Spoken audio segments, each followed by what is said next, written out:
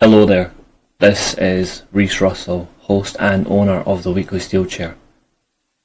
Once again, you're tuning to the Just For You Guys podcast brought to you by myself, Josiah and Temple as we look back on this week's professional wrestling. Come and join as we discuss, we predict, we review, we do all of that on this show, and we have fun conversations with our chat, our community. This is the Just For You Guys podcast live on the weekly Steelchair, brought to you on YouTube. Enjoy.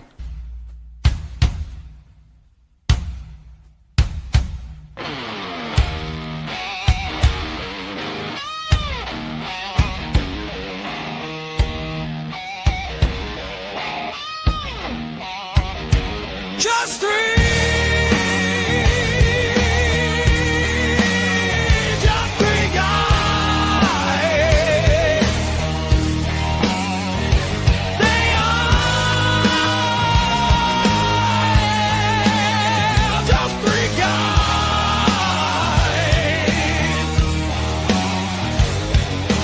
Reece and Josiah Temple's podcast, and there is no more guys. Just three.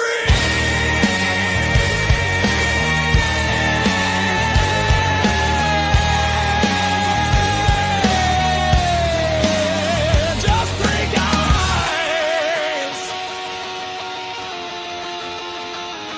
Go.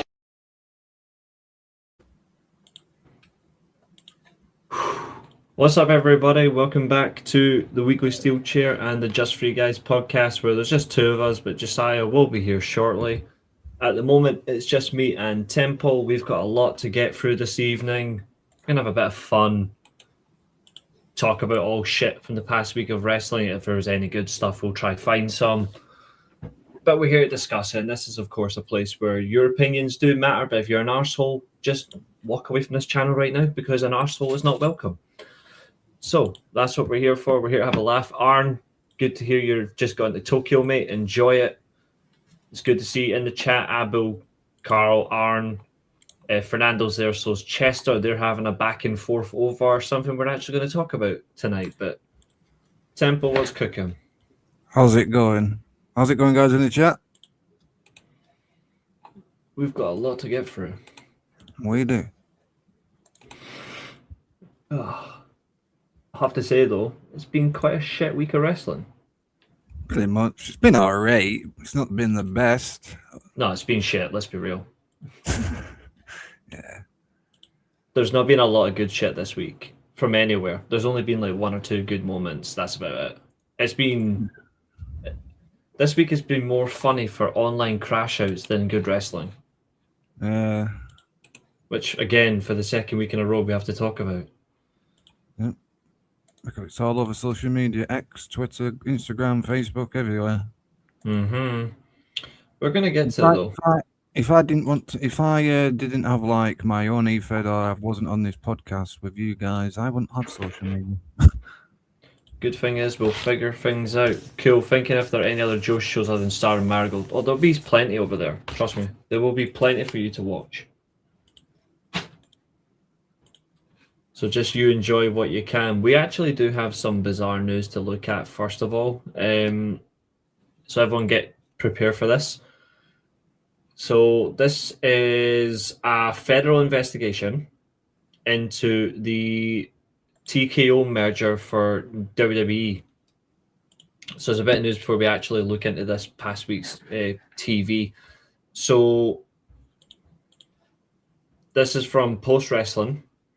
So a Delaware judge ordered the WWE directors and officers sued over the TKO merger to turn over documents related to the federal investigations into Vince McMahon's conduct.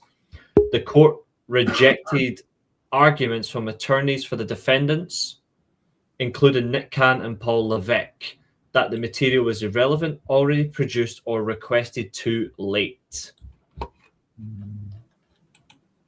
Good to see you as well, James. Your thoughts on that? just for everyone's reference, I'll bring it up as well on screen as well, so you don't need to worry about it. I'll bring it up as a snipping tool. But this was from Post Wrestling, and I'm bringing it up in the next minute.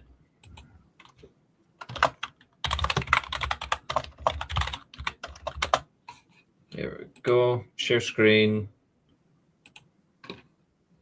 To answer what Arnold, is it Arnold in the chat who's a massive Japan guy? Arn, yeah, he's in, yeah.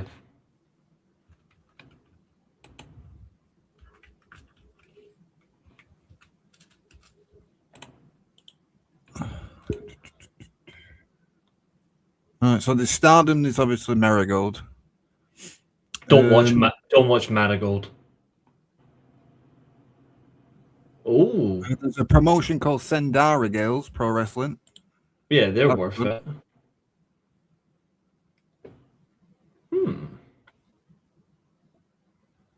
So if I just type this into the group chat, not group chat, but the chat itself, so he knows what to watch and what to not watch. Andrade showed up in House of Glory last night and attacked their world champion. Interesting. Yeah, that's definitely his non-compete's finished then, I'm guessing. It's got to be.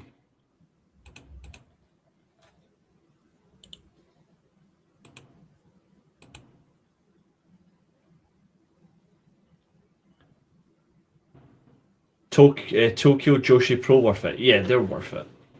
Yeah, they're good then. That's understandable, mate. You can participate any way you can. You recover as best you can as well. There's Tokyo Joshi Pro as well, if you want to go check them out as well. Yeah. Mayu Yamashita is the world champion there. Sari's there. Mm-hmm. I'm That's confused about how really WWE acknowledged Vince. Like, do you think he'll return? Vince will return. Anybody who thinks he won't really needs to think carefully. He will return.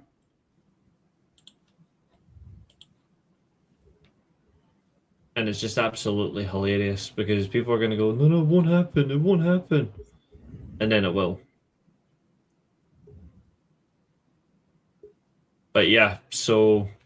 Yeah, they had to acknowledge Vince because if it wasn't Vince, we wouldn't have WWE. I know, yeah, that's pretty much it, really. They have to acknowledge Vince because if it wasn't for Vince, I know he's a bit of a dick, like, but if it wasn't for Vince, WWE wouldn't be a thing. Yep. There is also another bit of news that is not, for many people, it's alarming, but it is a fact. WWE offered contracts this week. And do you know who they offered those contracts to? Is it WWE talent though, isn't it? No, it's outside of WWE. TNA guys. It's not TNA. AEW. Nope. New Japan. Yep. Are we scared? You will be. I will be. Mm-hmm. Is it in New Japan? New Japan Pro Wrestling? They are in New Japan, yes. Knockout Brothers? Yep. Really? Yep. They have offered them contracts for next year. I don't know how I feel about this at all. I do. I think it's disgraceful. And I agree based on this entire reason. They're completely overbloated. They've got no fit, no space. What's the point in signing the Knockout Brothers when you don't even have a tag division in the first place? No one in this chat will say WWE's tag division is good. It's trash. Raw's doesn't have one. The SmackDown division was good at a start, and then they just went downhill. Generally, name me 5 tag teams in WWE, not with the obvious, if Lucha Bros come back or you've got machine guns. Be genuinely honest. 0.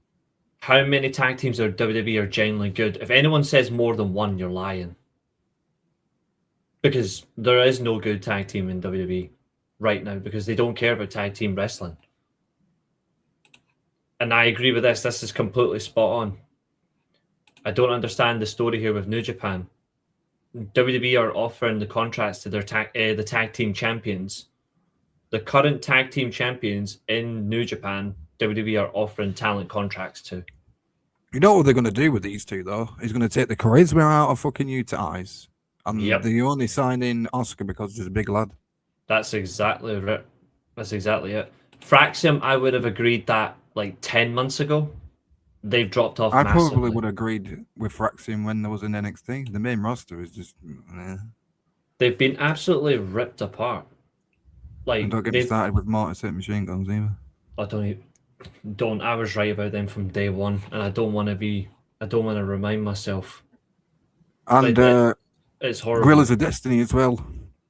Yeah, Like, you have a tag team called the Gorillas of Destiny, but you don't use the actual team. You use some weird combination of MFTs. Like, you got the tag team there in the faction. Why don't you just use them? yeah. It's just annoying that they don't allow tag team wrestling to flourish over there. And by all estimations, they should, because you can actually see talent. Like, you might not like the promotions, and to be fair, you don't have to like the promotion if you don't want to, but you have to recognize they do have talent, but they're actually not physically allowing them to. I'm surprised the WWE's not flourish. been looking at Noah talent because they've got a partnership with Noah. I'm surprised they've not been looking at them. Well, they did. Well, they were trying to get Kaito Kiyomiya, and well, he's obviously not bothered. Which, to be fair for him, shows that he's more interested elsewhere. But the reality of it is, it's still bad. WWE have the tag teams. It's just how you book. Like Arnold said in the gym. No, that's exactly it. And I agree. Other bit of information as well. Last night, Lanza Noai attacked Zilla Fatu at House of Glory Winter Warfare last night. So a Samoan attacking a scumbag Samoan actually is kind of fitting. It's nice to see Andrade, of course, at House of Glory as well, attacking the world champion. Like, if his non-compete is over, that is good. We really do need that. Because, to be fair, he deserves it. I'm the same, mate. I said it for day one. I hate it. To answer your question, Maria, they do have a contract with New Japan. But WWE are like, oh, let's see what we can offer them. Yeah, all young lions, when they start in the young lion system, always have a 1-year contract. To be fair, it's a common thing in New Japan. Just anybody gets a 1-year contract. And I don't like it. I don't like how that goes. Like, for me personally, a company should have 3 years. It should be a 3-year contract consistently, but I just don't like they don't do it. Zilla got attacked by his own family member. I don't know why That's all true. these people online are so big on Zilla because he's Umaga's son. Like, he's not going to live up to Umaga's freaking potential, is he? Never will. That's what these dumbass idiots. Haven't we got enough Samoans in WWE? There's too many that actually aren't driving the business forward. The only Samoan that has got potential to be great is Jacob. That's about it. This here, I completely agree with, and it's something I've put on our community tab too often. I don't like that they offer short-term contracts. I know for some companies it's sustainable, but if you've got money, you should be offering 2 to 3 year contracts because your roster. Is that why you didn't send me this article? Because you wanted to say it on the show to put me down a little bit. Oh yeah, 100%. 100%. This is a punishment. Asshole. I just don't like the reality that that's what they do, and I hate the way it's been. It's a reality of it. If they don't take Sean Skywalker to WWE, I'm not bothered. I don't think he fits WWE personally. That's not me saying a talent shouldn't go there. I'm looking at a base of like where does a talent fit, and I don't actually think he fits them. But I also think he fits more where he is because it makes sense. But yeah, but everyone's going back and forth over what is self-made, what's not self-made. who's got the best talent this year, who's got the best stories, who's got the best rivalry, who's got the best matches. The internet crash out over all of this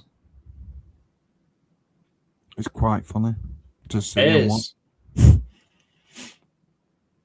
It's far Now too scrolling down to just retweet some Dragon Gate stuff, and I was like, "Oh God, here we go again." People crying about the awards. Great, fantastic. Why don't you just go outside and get some fresh air? because they don't know what a front door is. And I agree with this, the whole cultural thing as well. But people not honouring their contracts as well is another thing that disgusts me. Like, for example, if you go to a wrestling company and you're there for, say, like you've got a 3-year contract, and then you decide all of a sudden, oh, I don't want to be here anymore. If you automatically down tools, in my opinion, a company should go, well, if that's the case, then we're not going to put you on TV, we're not going to pay you, but we're just going to extend time to your contract. You'll end up changing Oscar and you to Ice's name, won't they? Oh, yeah. Okay. They absolutely will. Like, if it was, say, for example, I'm going to use an example. So, say, Plus, WWE don't push the Japanese guys anyway. The last time somebody from Japanese had a good run was probably in the 90s with Yokozuna. But Yeah. he wasn't Japanese, though, was he? no, but they just made him that. There's something about here where people were claiming that Vince and Jake something had signed new deals with TNA. They haven't. Who? You know who. Stop it. Jake something. Who? Yeah.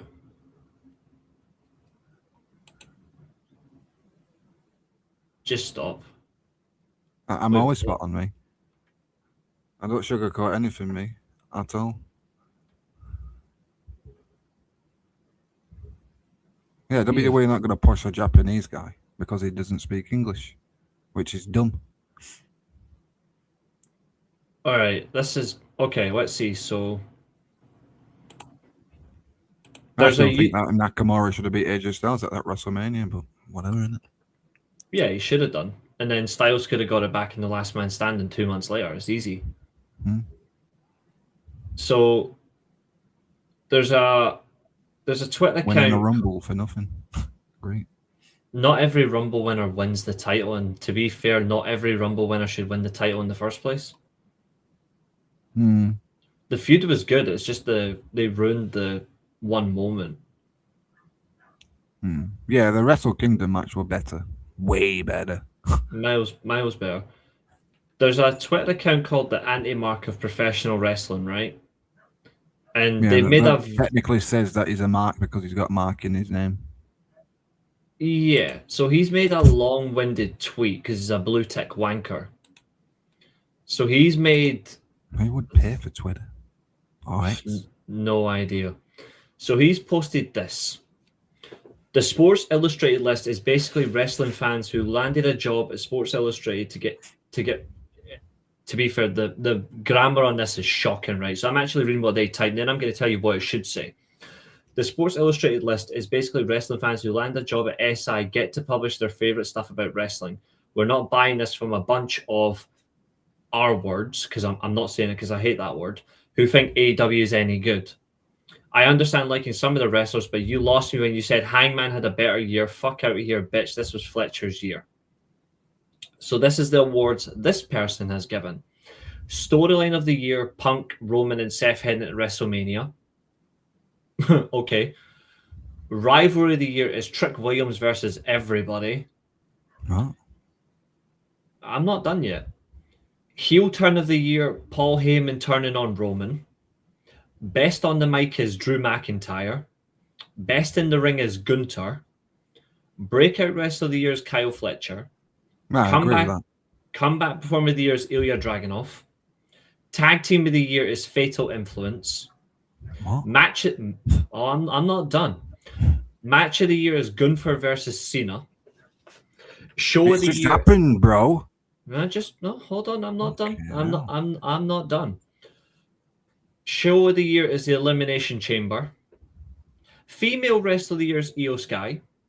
Male wrestler of the year is Gunther. Promotion of the year, You All Fucking Suck.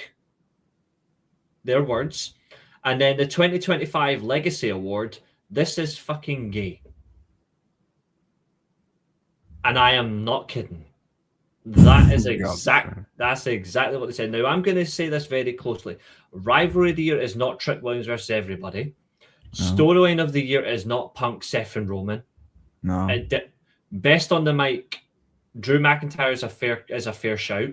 It's a fair shout, but I think it's somebody else. That Drew McIntyre is probably best on social media. Best in the ring, Gunther didn't have a good year. Let's be real. Heel turn of the year, Paul turned on Roman. It's subjective. Breakout rest of the year, Kyle Fletcher. I do agree. I agree with that. I agree with that. Comeback performer of the year, Dragunov.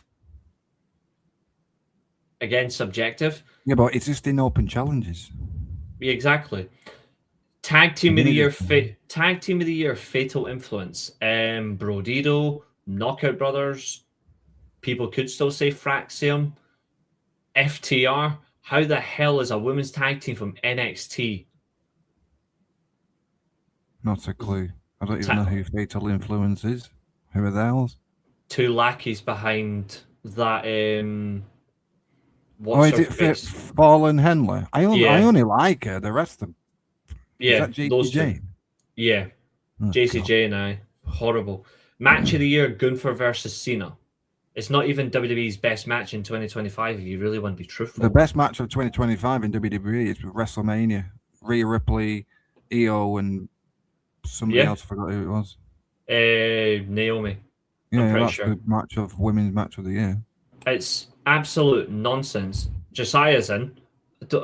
You heard these?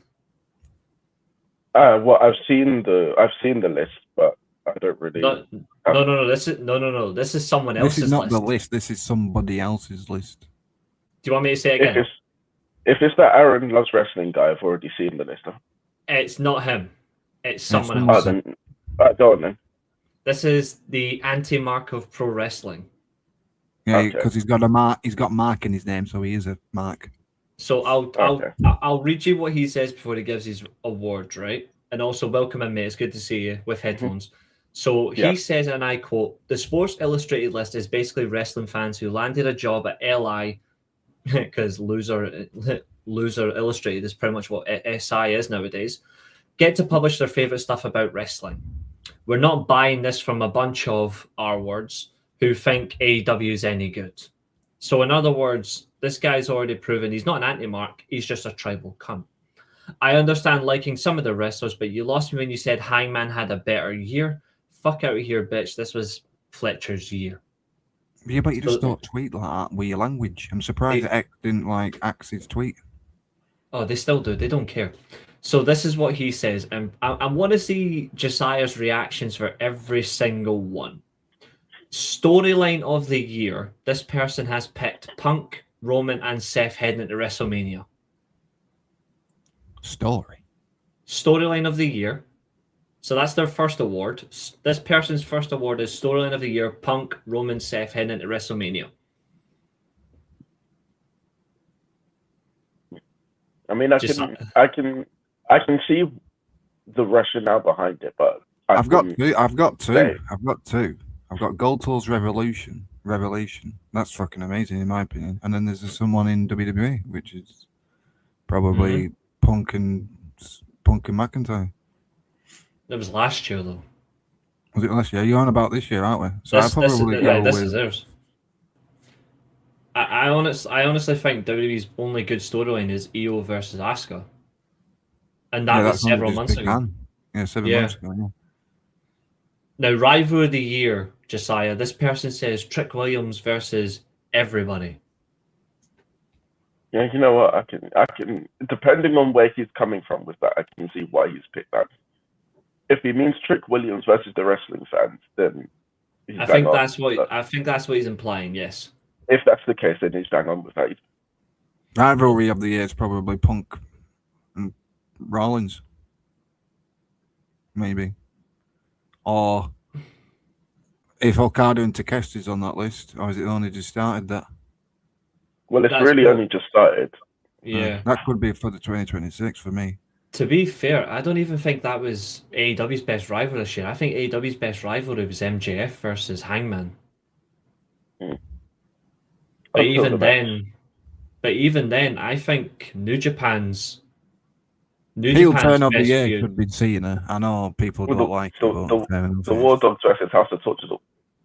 Yeah, that's what I'm thinking. So heel turn of the year, they have Paul Heyman turning on Roman. I'd say Cena turning heel. I'd say everyone's joining House of Torture. I'd probably say, but nobody watches Dragon Gate. Kid turning on Shun. Heel turn. For me, my Double heel turn. my heel turn of the year is slightly different. So my heel turn of this year is, this is going a wee while back though, so you might remember this, you might not. But basically for me, the heel turn that I've got this year is none. Because I don't actually think any stood out. And I said it at the very start of the year, Cena's heel turn was crap. There's nothing It about was his good heel turn. executed, but the build was shite. I haven't seen anything enjoyable about that. I agree with that. Bullet Club War Dogs learning how to be nice guys was an interesting storyline. So best on the mic, this person's put Drew McIntyre. What category is that? This is best on the mic. Drew McIntyre. Well, he's good on social media, that's about it. But on the mic, no. That's my thing. I actually don't think there's been any standout individual on the mic this year. It's MGF not been there for quite a bit, so you can't say MGF. I wouldn't say MJF anyway because he's had a mixed year of the mic. For me, mic of the year should be someone who's completely consistent, and I don't think anyone. I'd probably give it. What about Samoa Joe then for a contender? I'd probably give it to either Cena or CM Punk. Cena or Punk? Okay, yeah, that's fair. Samoa Joe. He doesn't really cut promos. And even when he does, it's never really at key moments. Whereas his promo after when he turned heel, when he won the world title, at least was strong. Mox Naomi did a good heel. Did a good promo. Naomi's weird heel turn promos were actually impressive. Moxley, I don't think Moxley had his best work wasn't on the mic. His was when he did the backstage conversations. Yeah. Which were stronger. I think Naomi's heel turn was good as well. Mm-hmm. The next one is best in the ring, and they've gave it to Gunther. For me, best in the ring this year for me, Zack Sabre Jr. Takeshita. To be fair, I was thinking I think it's between Zack Sabre Jr., Takeshita, or Yota Tsuji's had a great year, Brodito. But there's best in the ring also. Actually, no, it doesn't because it actually has male wrestler of the year. My male wrestler of the year, I think, is obvious to everybody. On the mic, Abu says on the mic, timeless Tony Storm. Man, that's a good show. A good show, yeah. Yeah, I suppose that's fair. What did he say for male superstar of the year? That's towards the very end. So best in the ring, they're saying Gunther. No, he's boring. Gunther hasn't had a single good match all year that's worth watching. Sorry, in my opinion, there's nothing he's had that's worth watching. And if I'm being really honest, WWE's best in-ring wrestler this year, and I'm actually saying this with complete honesty, I think WWE's best in-ring wrestler this year was Braun Breaker. I would have said Io Sky. Io Sky is another one. Yeah, she's not had an inconsistent year in terms of matches. So I would agree with that. I was going to say Dragunov, but he's only just come back. Yeah. Breakout wrestler of the year, this person's put Kyle Fletcher. Agreed. Braun Breaker. Braun Breaker for you, Kyle Fletcher for that. Kyle Fletcher for me. That's fair. I was thinking, because he actually has shown it, I was going to say, it depends on if you want to include this as breakout year or not, but I actually think this was Yota Tsuji's breakout year. I think last year was his breakout year. Leon Slater. Leon Slater's a fair shout. What about another person that we highly raved about during the G1? Drilla Maloney. Drilla Maloney, yeah. Julia. Suri was a breakout this year. Nah, Suri, I don't think was a breakout. I think similar to what Josiah's just said about Yota Tsuji. She had that before, but this is definitely her best. So Arnold says Bandido, Zack Sabre Jr., Tony Storm, Sari, and Saya Kamatana. Io's been the best performer for WWE. That's very fair. Drilla became a star this year. Yes, he has. The next one has Dragunov listed, but I don't think anybody actually has this award. I'm sorry about how Stephanie Vaquer breakout star this year. She was already a star last year. She's not done fuck all. Comeback of the year for this person, they've said Dragunov. What's that category, isn't it? Comeback of the year.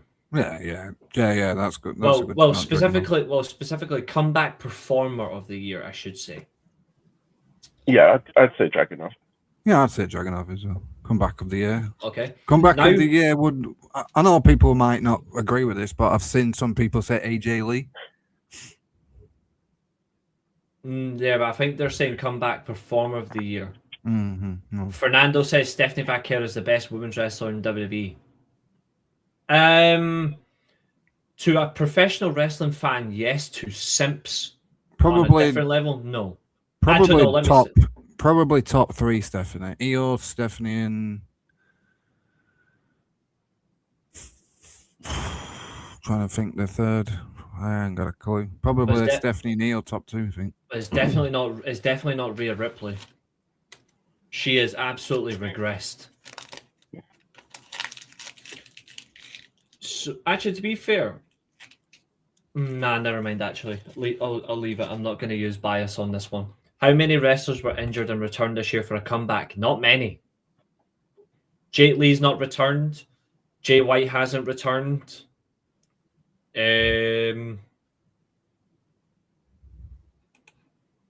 Yes, but he still came back to the ring though. That's what they're saying. It's come back from injury to compete. Yeah, That's Dragunov. Darby Allin. Dragunov. Darby Allin, But Has then he taken- he came back in. But then they came back and his booking was all messy for a bit. that's what I was going to say. It's the And then he got injured again. So yeah. Yeah, because he keeps doing all these weird ass spots. He needs to calm down, that guy.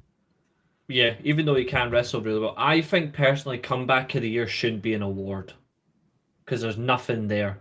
I don't think anyone realistically has shown it. Pac, aren't saying Pac. Technically, he is eligible. I still don't think anybody really has had a comeback.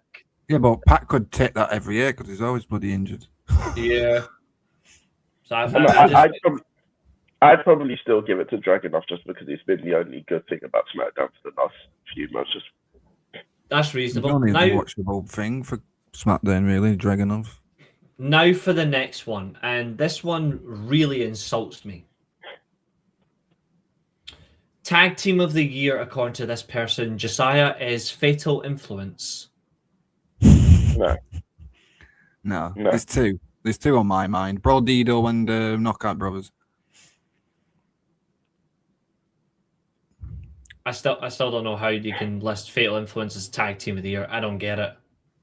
I've got Brodido or Fraxium. Fair. It was a fair choice, Bill. I also think And the only reason that I wouldn't put the Knockout Brothers in is because they haven't been back long enough. Yeah, true, yeah.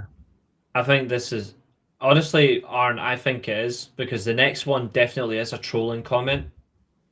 Match of the year for this person is Gunther versus Cena. No. Would you like to know my match of the year? Nobody will guess my match of the year, so it's okay. Nobody will guess my match of the year either. I don't think anyone will guess mine either. Arn might know. I might agree with me, but guess what's match of the year for me? Number 2 Evil is Temple. versus Shin Skywalker. No. It's in That- Stardom. They had a trilogy. Sayu fair- Kamitani and Tam Nakano. To be Match fair, of the year for me. to be fair, I already knew what your match of the year is because you've told me it like 12 times. Yeah, And to be Sayu fair, Kamitani versus Tam Nakano is my match of the year. I'll say this as well. Shun Skywalker's match versus Evil was Shun Skywalker's best match of 2025. Brodido tag I don't- 2025 tag team number 2 is Temple and Josiah. That didn't last. Yeah, there we go. We should be first. We should be first, Abel. What are you doing? That's why I should be Booker of the Year, because I put these Innit, two Josiah? twats together. We should be first, shouldn't we? James says Brodido's tag team of the year for him. That's completely fair. So Gunther versus Cena. All right, let's go. We're not doing our official awards until the World's End review show, because the last show of the Steelchair for 2025 is August 29th, which is the Monday. That's our August? last. Sorry, December. Sorry. It's because, to be fair, a match I liked was in August, so I'm kind of spoiling it. December 29th is our last show of the year. So we'll do the review for World's End. Actually, no, we'll do the review for World's End on the Sunday. Then on the Monday, we'll just do our end of year stuff. Yes, it did. That's a good shout, that, actually. Wrestle Kingdom, was it? That was my match. match. That was my match of the year until one match topped it. Yeah, same here. That match was mine, and then when Sayed Kamatani and Tam Nakano wrestled, that topped it for me. Yeah. So Gunther versus Cena is this person's match of the year. Their show of the year was the Elimination Chamber. AEW Revolution. I think if you've got to be really honest and really respectful, WWE has not had a single good pay-per-view this year. Sorry, please. If you want to be really honest, they haven't had a good pay-per-view start to finish all year. I'd say probably AEW Revolution. I think Crown Jewel was a good pay-per-view. Was that the one in Perth? Yeah. All right, okay. I mean, reasonable. I think if you really want to look at their delivery for pay-per-views this year, it's almost as if they just haven't What cared. about Evolution? Women's one. That was a good show. No, that was crap. That was absolute horse shit. Mine was that was Abel. Mine was Gabe Kidd versus Omega Wrestle Dynasty. In my opinion, Punk Seth Rollins should be match of the year. Why? The ending was awful. And also, see if you look at WrestleMania, that's the one where Paul Heyman tried to give Roman Reigns a hand job. It was horrible. Yeah, I'd agree with Arnold there. there. I'd probably put Sayu and Tam up better than Gabe and Kenny, but that's just my opinion. I do respect your opinion though, Chester. I'm not going to dismiss your opinion. I just think that match is horrible. I don't even think that was the best match for WWE at WrestleMania. For me, it was the women's triple threat. And even by then, it was the best women's match of. Well, all in all, that triple threat for the women was the best WWE match of all year, in my opinion. What matches were better than Gabe versus Kenny, other than Saya versus Tam? Try and guess my match of the year, and then you'll realize what match was better than these two. Bandido Takeshita could be a third. That match was good. That match was good. If anyone does guess my match of the year, I will be very impressed. So they're saying show of the year was Elimination Chamber. They're saying female wrestler of the year is Io Sky. Saya Kamatani.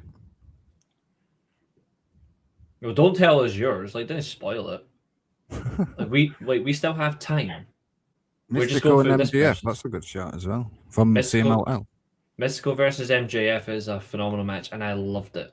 But it's not my match of the year. I only love that because Mystical brought out that theme that gets me a bit. Swerve and Will versus Young Bucks or Hyman versus Moss. It's not those. I'm thinking, did your match of the year happen in the G1?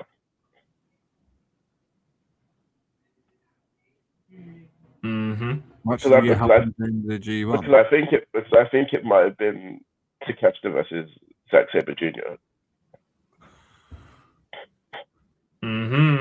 Nail on the head, my friend.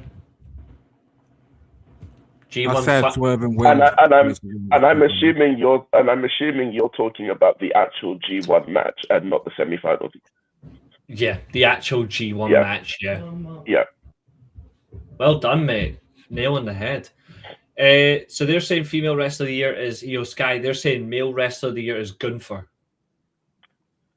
Io Sky, I agree with. Gunther, I don't. Yeah, I absolutely don't agree with any of them too. It wasn't Kenta, but Kenta's actually had a top 5 match for me this year. I will confirm that. I'll actually, on the award show, I'll tell you what my matches were that didn't top my match of the year. Promotion of the year, you all fucking suck, is funny. I'm actually going to say I do have a promotion of the year, but it's none of the American promotions. Worst promotion of the year. In real life wrestling, it's SWA and I Temple. I don't have a promotion of the year. They've all annoyed me in many ways this year. They've only one promotion for me this year has consistently made me want to keep watching. The rest of them have had moments where I'm like, you behave. The Legacy Award, don't get it. Now the actual award for Sports Illustrated. Oh God, not this guy. To go through all of it, just for in general. So this is the actual Sports Illustrated Awards. So Storyline of the Year was Hangman Adam Page's redemption arc. Rivalry of the Year. Temple, That's theirs. Rivalry of the Year is Hangman Page and John Moxley. Yokara scored a penalty. Oh wow, he still sucks. I remember I was telling you about these penalties as well. This is the only thing that they can score from us. Oh yeah. Abel says SWA was promotion of the year. Shut your mouth, ends there. If only. And then Arn says his promotion of the year is Deadlock Pro Wrestling. Nice shout. Sports Illustrated heel turn of the year was Naomi. Their best on the mic was Timeless Tony Storm. Their best in the ring was Will Ospreay. Breakout wrestler of the year is Kyle Fletcher. Yeah. Comeback of the year, they've said Ilya Dragunov. Yeah. Tag team of the year, they've said FTR. No. Match of the year, they've said Io versus Rhea versus... Sorry, it was Bianca Belair, Rhea Ripley, Io Sky at WrestleMania. Good show of the year, they've said AEW Double or Nothing. No. Which, to be fair, was a good show. Female wrestler of the year, they've said Mercedes Moné. Male wrestler of the year, they've said Hangman Page. Promotion of the year, AEW. And then the Legacy Award, John Cena. The Legacy Award for 2025, if you really want to give a Legacy Award out, should go to Hiroshi Tanahashi. Because he's actually worked a full calendar year. Plus, he's actually done the other work for his promotion as their president. So, and he's been putting over the youngsters as well. And he's also been going promotion to promotion to promote New Japan, which coincides with something that me and Josiah said that was important for 2025. New Japan needs to Tanahashi build went their over to tendencies. Dragon Gate and team with Yuki Oshoka to face, I think it was Yamato and Naruki Dai, I think. That is correct. You look all year. The one thing that me and Josiah said when the G1 started, the one thing we said was New Japan have the talent, but they're getting their arses kicked by Noah when it comes to attendances, when Noah has a better, if not similar caliber roster, but New Japan have got some good talent. You know why people are going to Noah events? Because Ozawa is an absolute mental guy. Just people in general, Japanese people, just love Ozawa. Oh yeah, but it's not just him. It's not just him though. But the massive thing is New Japan had to rebuild the roster. They had to rebuild their main event scene. They had to rebuild the tag scene, the junior division, which has been a bit of a hot and cold this year. But ratings and attendances were hard. No, New Japan. Oh yeah, the junior needs a bit of help. Yeah, the juniors need, like Francesca Akira. Is he back yet? Not yet, no. He should have a good year in the juniors, in my opinion. He should. I agree with this completely, Aaron. New Japan rebuilt itself after disaster 2024. That's what happens when you lose Tetsuya Naito and you don't know how to rebuild from him. Because that's an important factor. But these awards all have one thing in common. That people just... Okay, two things. Glazing is one of them. Oh, Jesus Christ. Matt Hardy's having a crash out as well. Huh? Right, we're gonna go for this one. Matt Hardy's always funny when he's on social media going on, man. He's the goat at it. He's fucking ridiculous. Yeah. So the PWI obviously this year listed the Hardys as number 1 on the Tag Team 100 list, right? Mhm. And there's somebody called Nerd Dorkian as a Twitter account, and they've called themselves Fen. And they've replied to this person's comment who tagged PWI as the Hardys win. They've said, huge loss of credibility for PWI. So Matt Hardy saw this and he said, lol, please explain your reasoning behind this asinine thought, nerd. So Fen said the most noteworthy thing y'all have done this year is you ranting on Twitter. So Matt Hardy quoted that, and he said, and I quote, prepare for the madness. He has said, enter 2025 as TNA World Tag Team Champions after epic win in TLC at Bound for Glory 2024.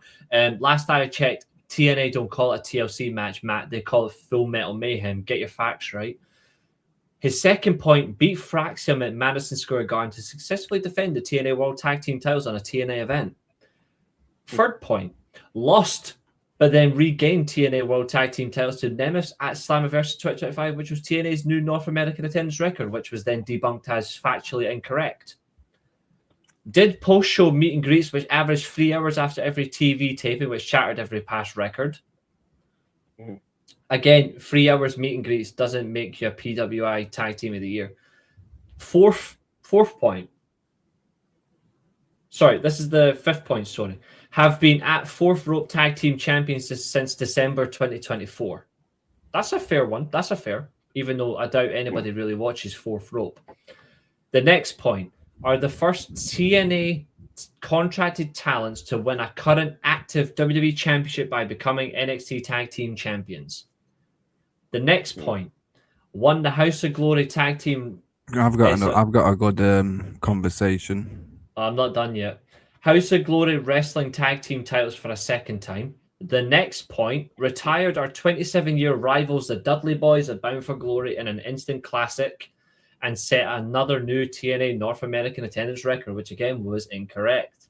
And also, instant classic, Matt Hardy, behave yourself.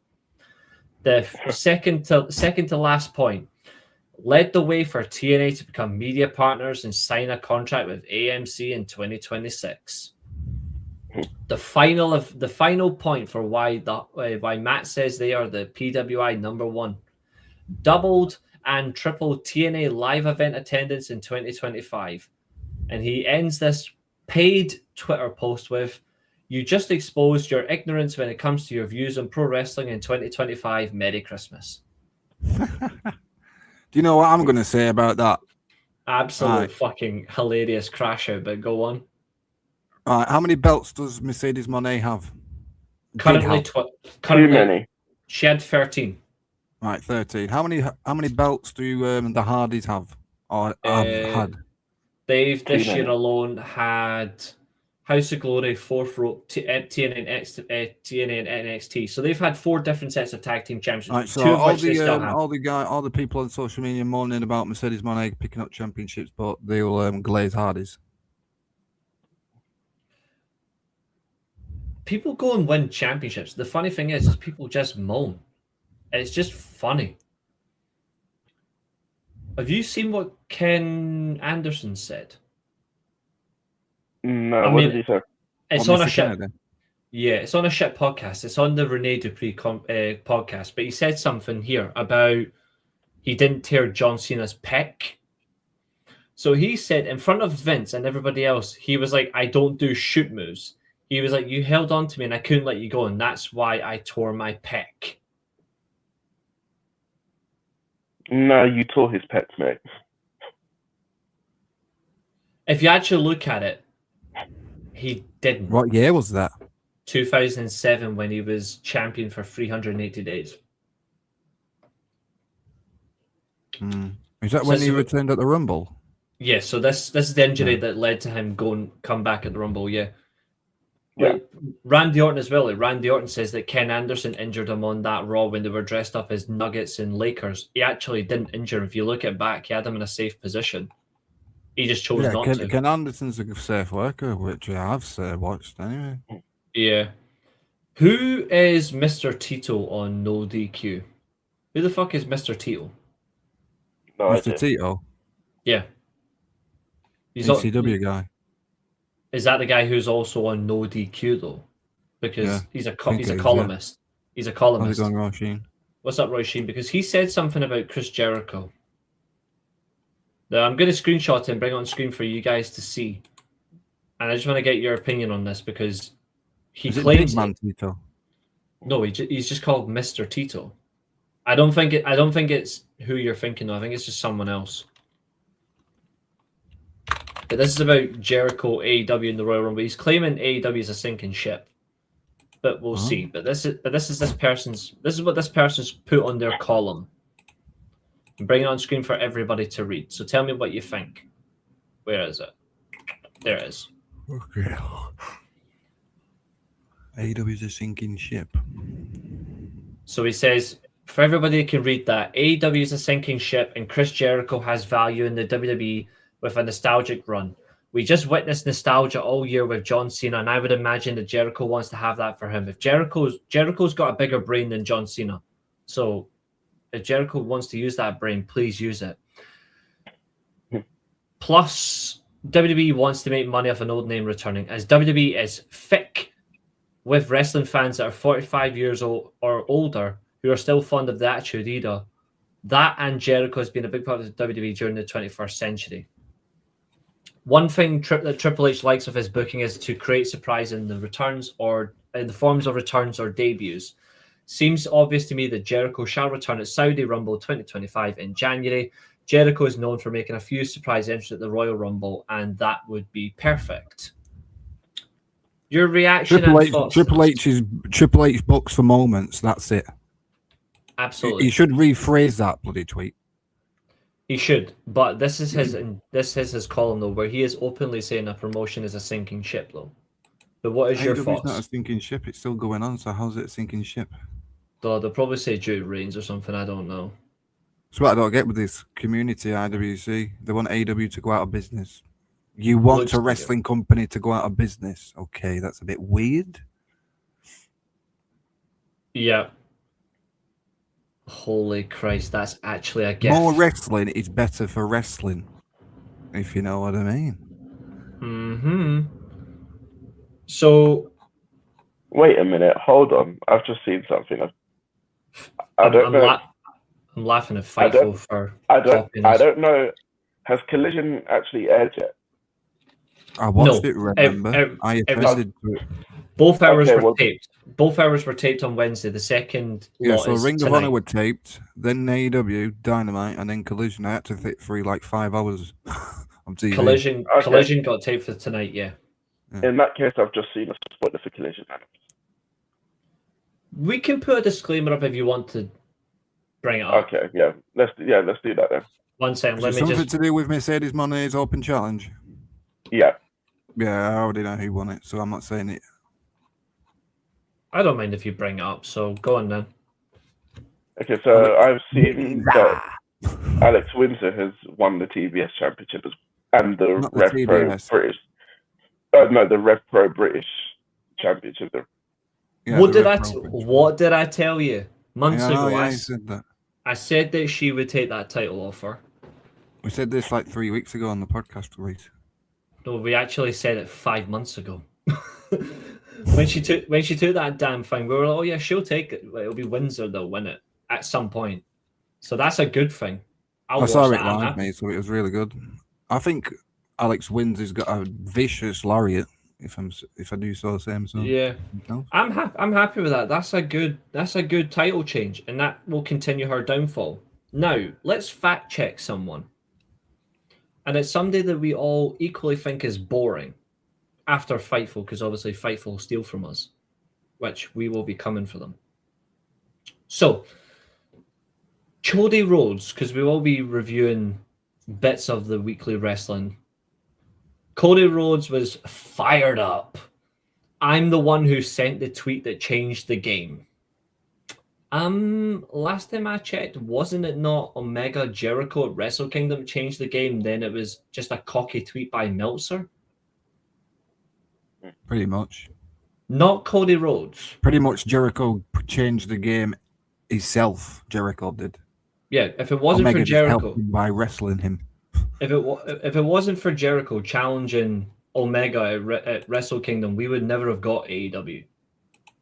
Mm-hmm. So I just think it's absolutely funny. Here's one that I think people are gonna like. Someone else has went on a mad Twitter rampage. Bully Ray. It's off these bloody awards, isn't it? No, this is something else. Okay, there's always something, isn't there? Correct, Roy Sheen, even though you said at one point he was one of your favourite wrestlers. Well, Cody Rhodes needs to just dye his hair black and just be back where he was before. Or just disappear from wrestling. Was a killing spree on Bondi Beach for a Hanukkah gathering today. So we send our well wishes and respect to those that have lost their lives. That's a fucking damn shame. Yeah. Fucking damn shame. But let's see. So the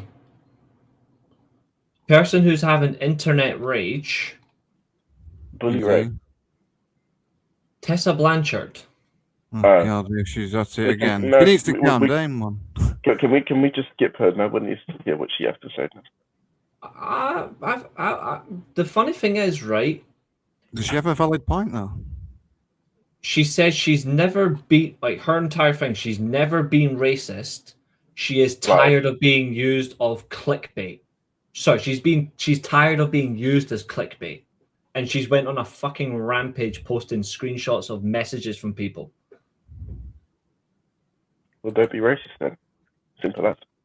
Including messages that she sent to La Rosa. Yeah, people just need to get over the Tessa Blanchard thing. It was yonks ago. It's gone way overboard and just let it go. Like, no one cares about her anymore. Nobody wants to care about her, so just leave it be. There's no problem. Oh. The only person who fucked her career up is herself. So she needs to learn and get a grip or something. Mm-hmm. Andrade's... the people who are saying those things online need to get a grip as well, because it was yonks ago. I just don't care about her in general.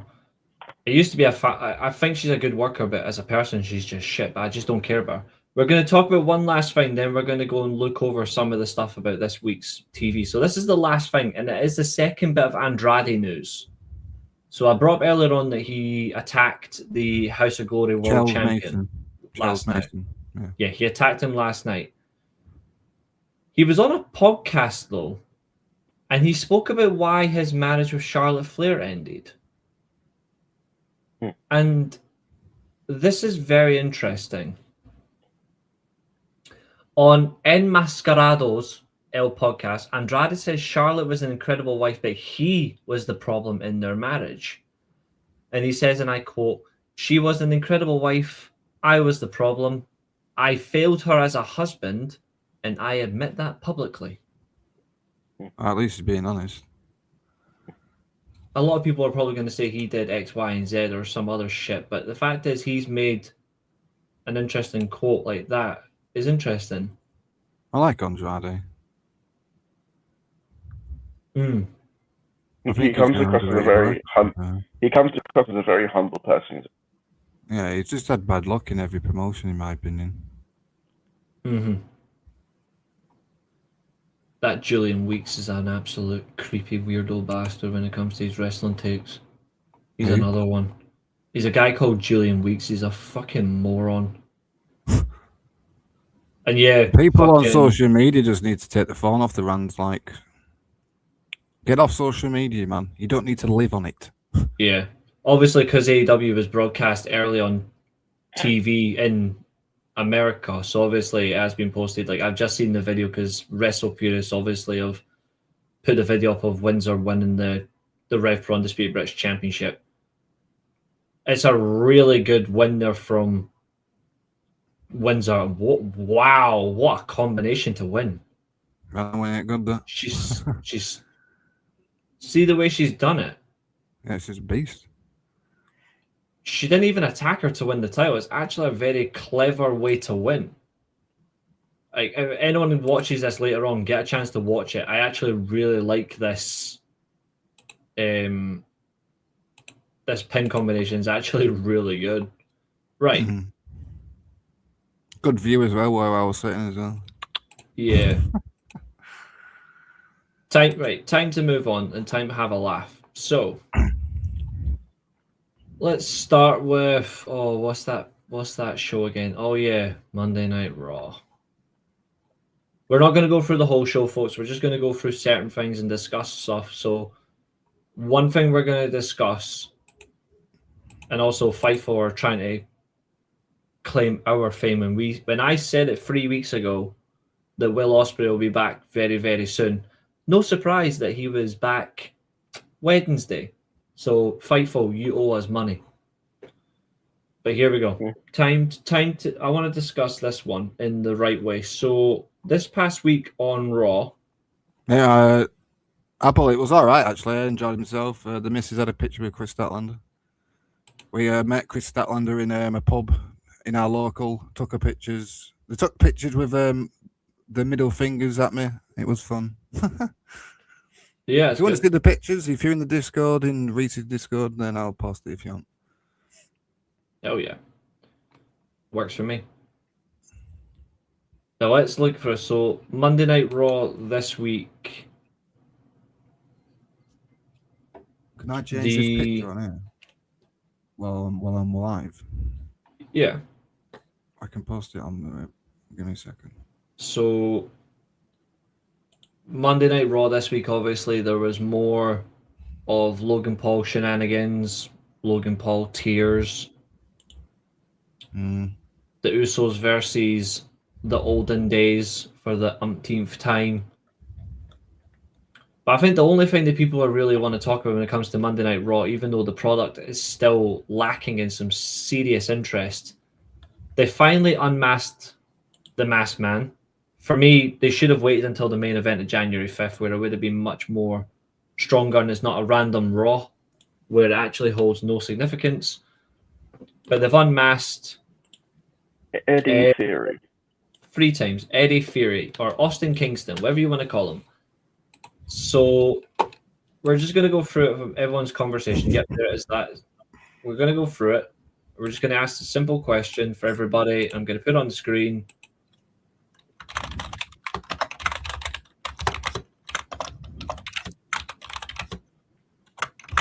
There you go, guys. There's the picture.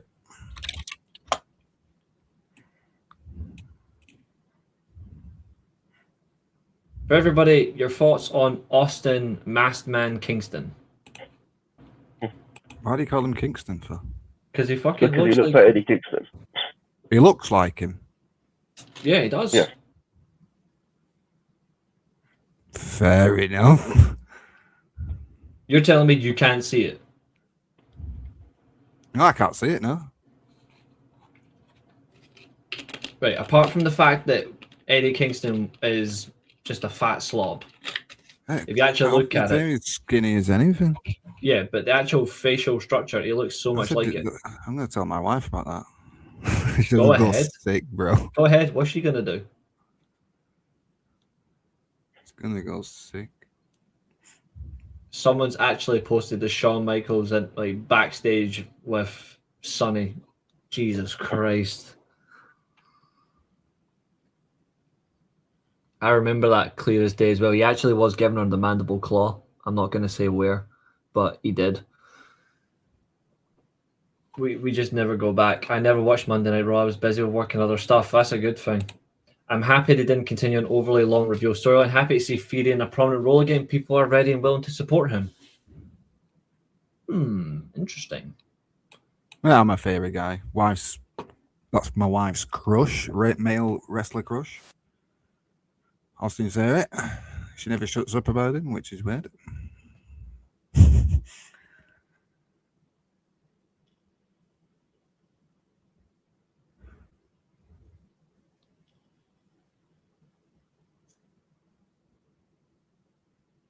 And I just wind her up with Megan Bain all the time, so it's all good.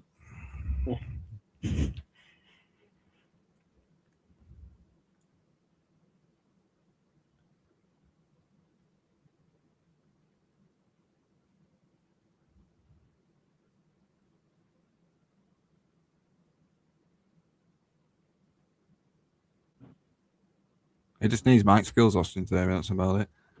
Yeah, he really does. What's with all the awkward silence then? I was You just going on rewatching about that. Megan Bain? I was sorry? rewatching that old segment. Just can't fucking go over it. Just how cringe it is.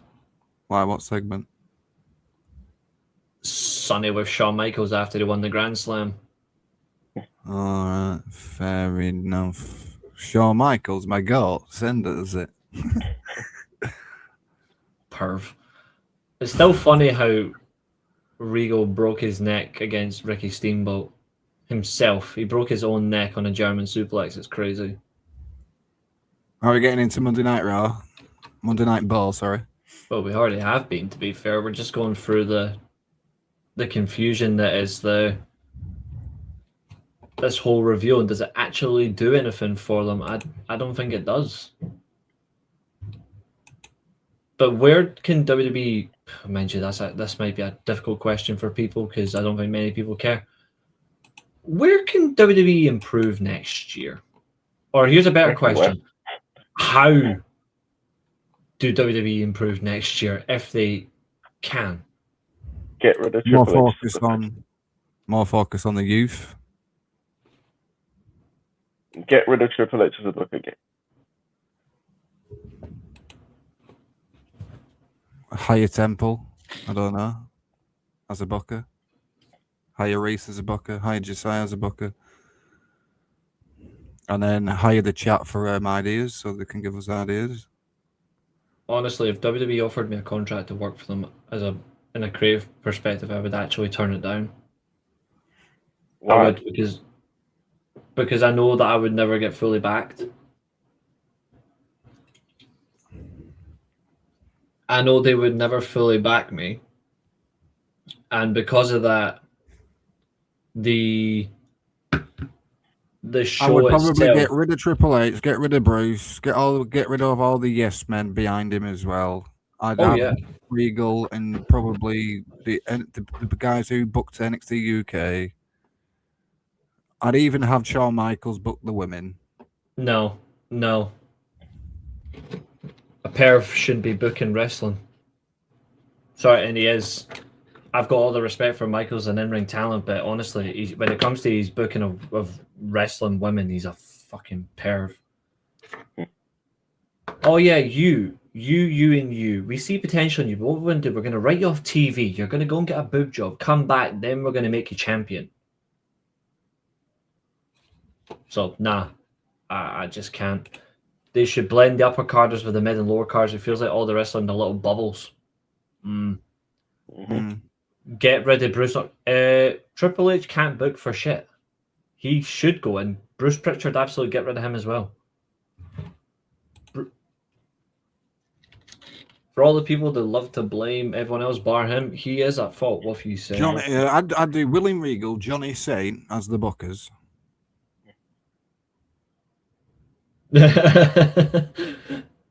Oh, that Mercedes Mini Crashout is top tier. Cheers for that, Josiah. Cheers for that.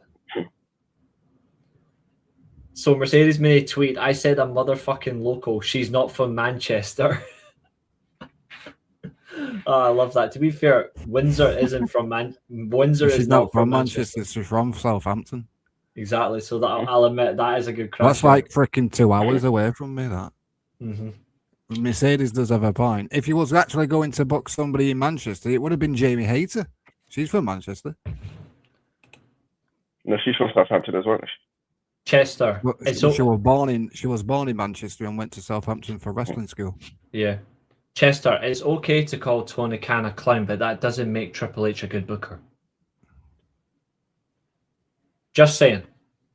It's okay to call Tony Khan a clown if you think that. Absolutely fine to say that. But that doesn't make Triple H a good booker when it comes to professional wrestling. Every booker has the bad days. It's just how you counter program in the next year, or not counter program, but improve. Which again, based on this year alone, isn't going to happen. Blake Monroe's getting released soon for botching last week. I told you when Blake Monroe went to WWE, just watch how bad it gets, and she deserves everything she gets for what she did. She deserves it. And it'll be funnier when it happens to Stephanie Vaquer as well, because watch people crash out when she does it. Oh, the painful reality is coming. Hang on. I just want to look at something. On the phone stream, it only shows the thumbnail. Are we talking on that? 2 seconds.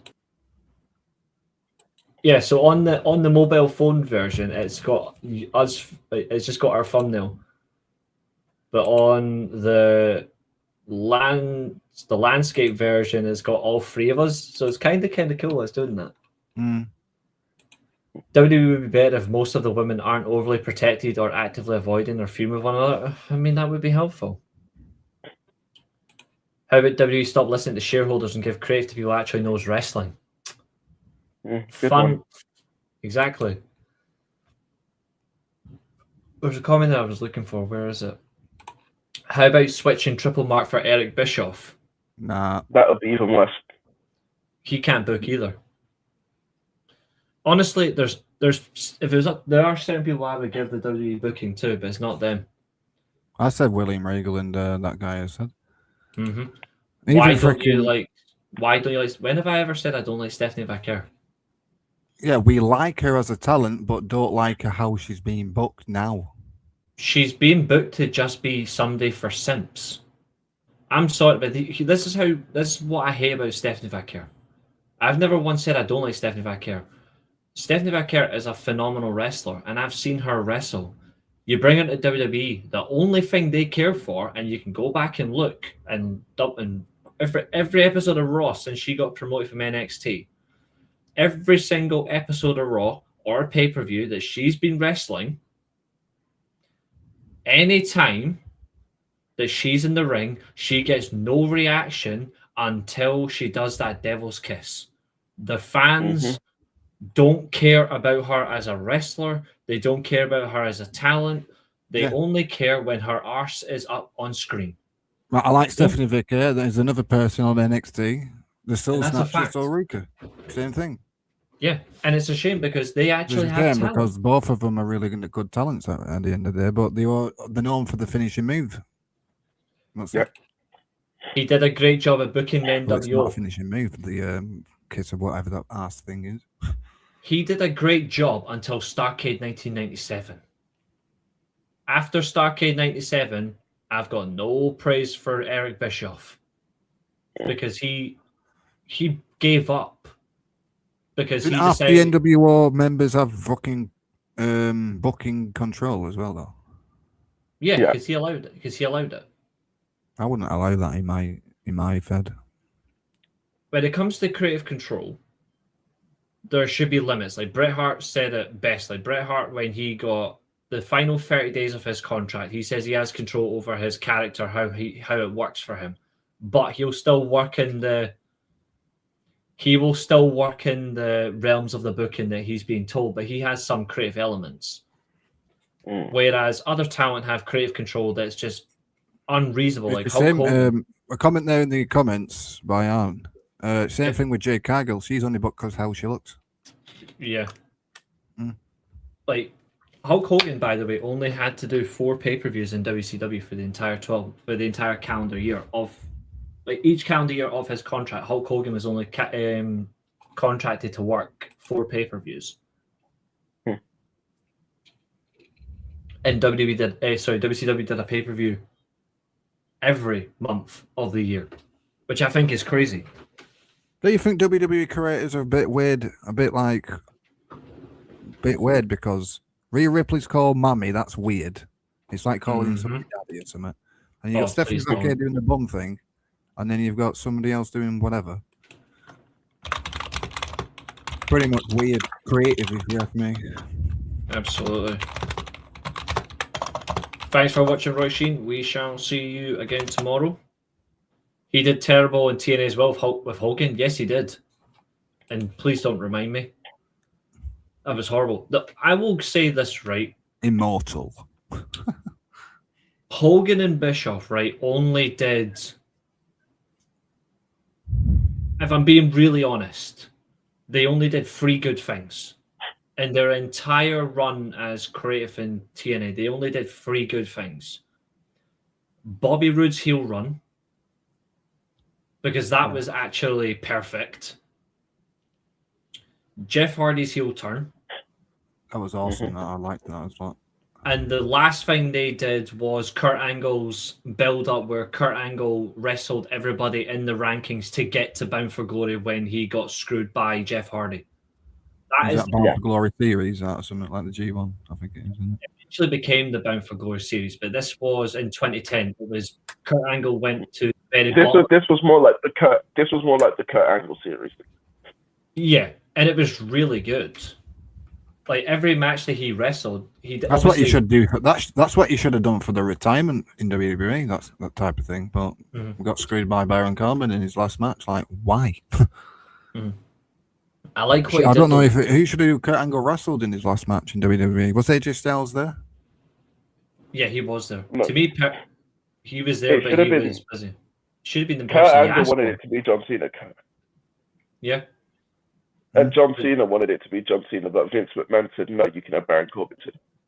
Exactly. It could have been like John Cena. It could have been AJ Styles and even Gable. If he was there. I don't know. Was he in NXT, I think? Gable. No, he was on the main roster. No? Yeah, he was on the main roster. I remember those three things that happened, but the rest was terrible. Bobby Lashley winning all the belts was awesome. Best booked world champion in TNA history. No. Not for me. And for me, the best booked world champion was either Kurt Angle's second reign when he won the title from Sting and then held it until Joe beat him, or Bobby Roode's first reign. Or Bobby's first reign. Yeah. To be fair, Styles' first title. Bobby's first reign, and then when he feuded with James Storm, that's great. Yeah.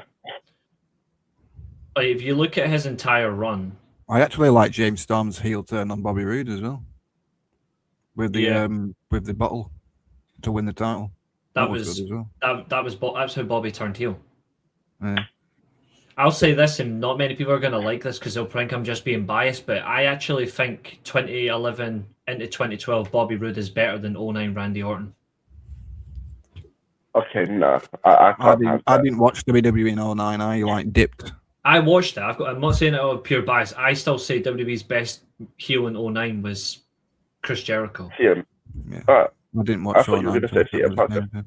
I actually liked CM Punk's heel run in 2009. I thought that was really good. I didn't like the fact he had to job to the Undertaker though. That was stupid. But it was also his own fault, but because he couldn't keep his mouth shut. But it was... Exactly. Top TNA World Champions, Bobby Roode, number one. I think number one TNA World Champion is still Kurt Angle. Like, if it's for me, it goes Kurt Angle, Bobby, AJ, Josh Alexander, Bobby Lashley. That's my top five TNA World Champions. Where would Bully Ray rank on your rankings? Worst. with Trick Williams. Well, even worse than Tessa Blanchard. Tessa Blanchard, I just don't count because that was just fucking ridiculous. It made no sense. Jericho, you made the list. It was it's not my favorite Jericho gimmick, but I do think it's nice. Chris Sabin is the worst. Chris Sabin was just a transitional. I don't think he is really the worst on it. Alex Shelley's probably just outside the top five for me. I think he's the sixth best world champion that TNA had. His run was actually underrated for me.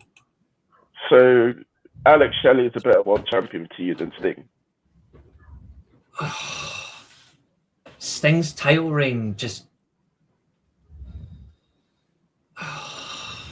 I think Sting shouldn't, in my opinion, like the dark characters like Sting, Taker, and stuff like that. Bray Wyatt shouldn't really win the world title because the gimmick is technically. Sting's last title reign when he his reign in 2008 when he held it for 4 months. That's definitely his longest ever title reign. It's his best one in TNA. But I like when Raven won the NWA title when it was TNA. Yeah, Sting was better as more of a chaser or a transitional champion to then become a chaser again. So I don't think he's the greatest champion. To be fair, his emergency 2011 title reign wasn't bad. Yeah, Jeff Jarrett he was a great NWA world champion, but he's not the best world champion in TNA. No. I think if you really look at it from a logical perspective, the three best champions are Styles, Angle, and Bobby Roode, but Angle should be number one. You all should do a top 10 TNA world. you all should do a top 10 TNA World Champions EC3. Matt Hardy had good sneaky reigns. Do you know the only good thing about Jeff Jarrett? He gave them TNA. Gave me He's TNA. Don't Piss Me Off t-shirt. Yeah. To be fair, the guitar shot on there's a few guitar My favourite shots Jeff on Jarrett moment is when he That midget helped that you hear AJ with Styles that win the clip. world title in New Japan when he guitared, I think Hulk it was Hogan. Tanahashi, I think it was. Nah, to be fair, when Jarrett went to New Japan because Hulk Hogan wanted to come to TNA in 2004, 2005. Jarrett went over there and guitar shotted him during a Hulk Hogan press conference. Hogan had just finished a match. Jarrett went over and smacked him one with the guitar, and he went, "You're not welcome." Bullet Club. Bullet Club Jeff Jarrett was mental. I remember that. I can't tell if Jarrett was just a good heel or just a good go away heat. Jarrett actually was a good heel, but there were times where he really did have go away heat, and it was really obvious. Slap But nuts. he was a good heel. Like if you look at when Jarrett was world champion for close to a year, Jarrett held the title, I think, 320 days, I think, in 2000. Did you guys like when Jeff Jarrett was in the Owen when he was wanting to go for the AEW World Title? I thought it was a decent run, yeah. I like that. Then it's just a shame that he hasn't been used since then. Yeah. I enjoyed that, mate, when he was in the Owen, trying to win the Owen out for Owen in the story, but Jeff Jarrett wanted to win the world title. I think Hangman Page was in that tournament, I think. Yeah. Yeah. So Jarrett's longest on-screen TV run as world champion was his fourth run in TNA. He held the title from 04 to 05 when he lost the belt to Styles. But he actually did hold the title for 599 days. Over As the NWA World Champion, 599 days from July 14th, 1998 till March 4th, 2000. Then again, the NWA title at that point, nobody really cared. Yeah. But when he won the title, that's a minted picture, Deonna Purrazzo.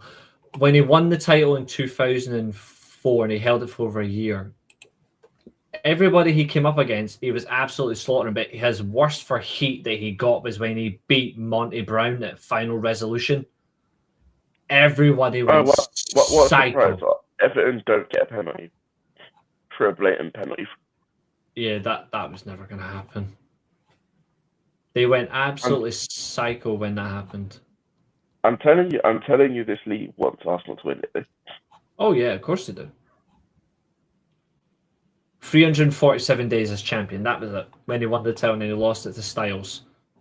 On a good pay-per-view, by the way. He lost it at Hard Justice. Tito Ortiz was the referee. Before he joined Aces and Angels. Yeah. Have we talked about we talked about Raw, haven't we? What's next? Nothing.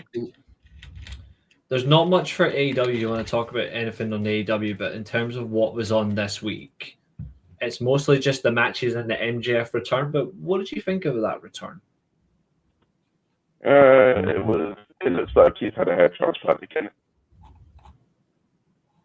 It looks like he's hit up Turkey, that's for sure. At least he returned it into the greatest country or city in England. So, yeah. And he also mentioned that he was doing a movie, which... Oh, do you know what's funny? This time? Do you know what's funny, guys? Hmm? MJF returned in Manchester whilst another MJF were watching. Hmm. Because he's called Maxwell Jacob Friedman and I'm called Maxwell J. Freeman. So there was two MJFs in the arena. Never sin in your life. I've just given away my real name. So, yeah. Don't be going on Facebook trying to search me and add me as a friend and stuff and troll me. No one uses Facebook. It's 2026 next week.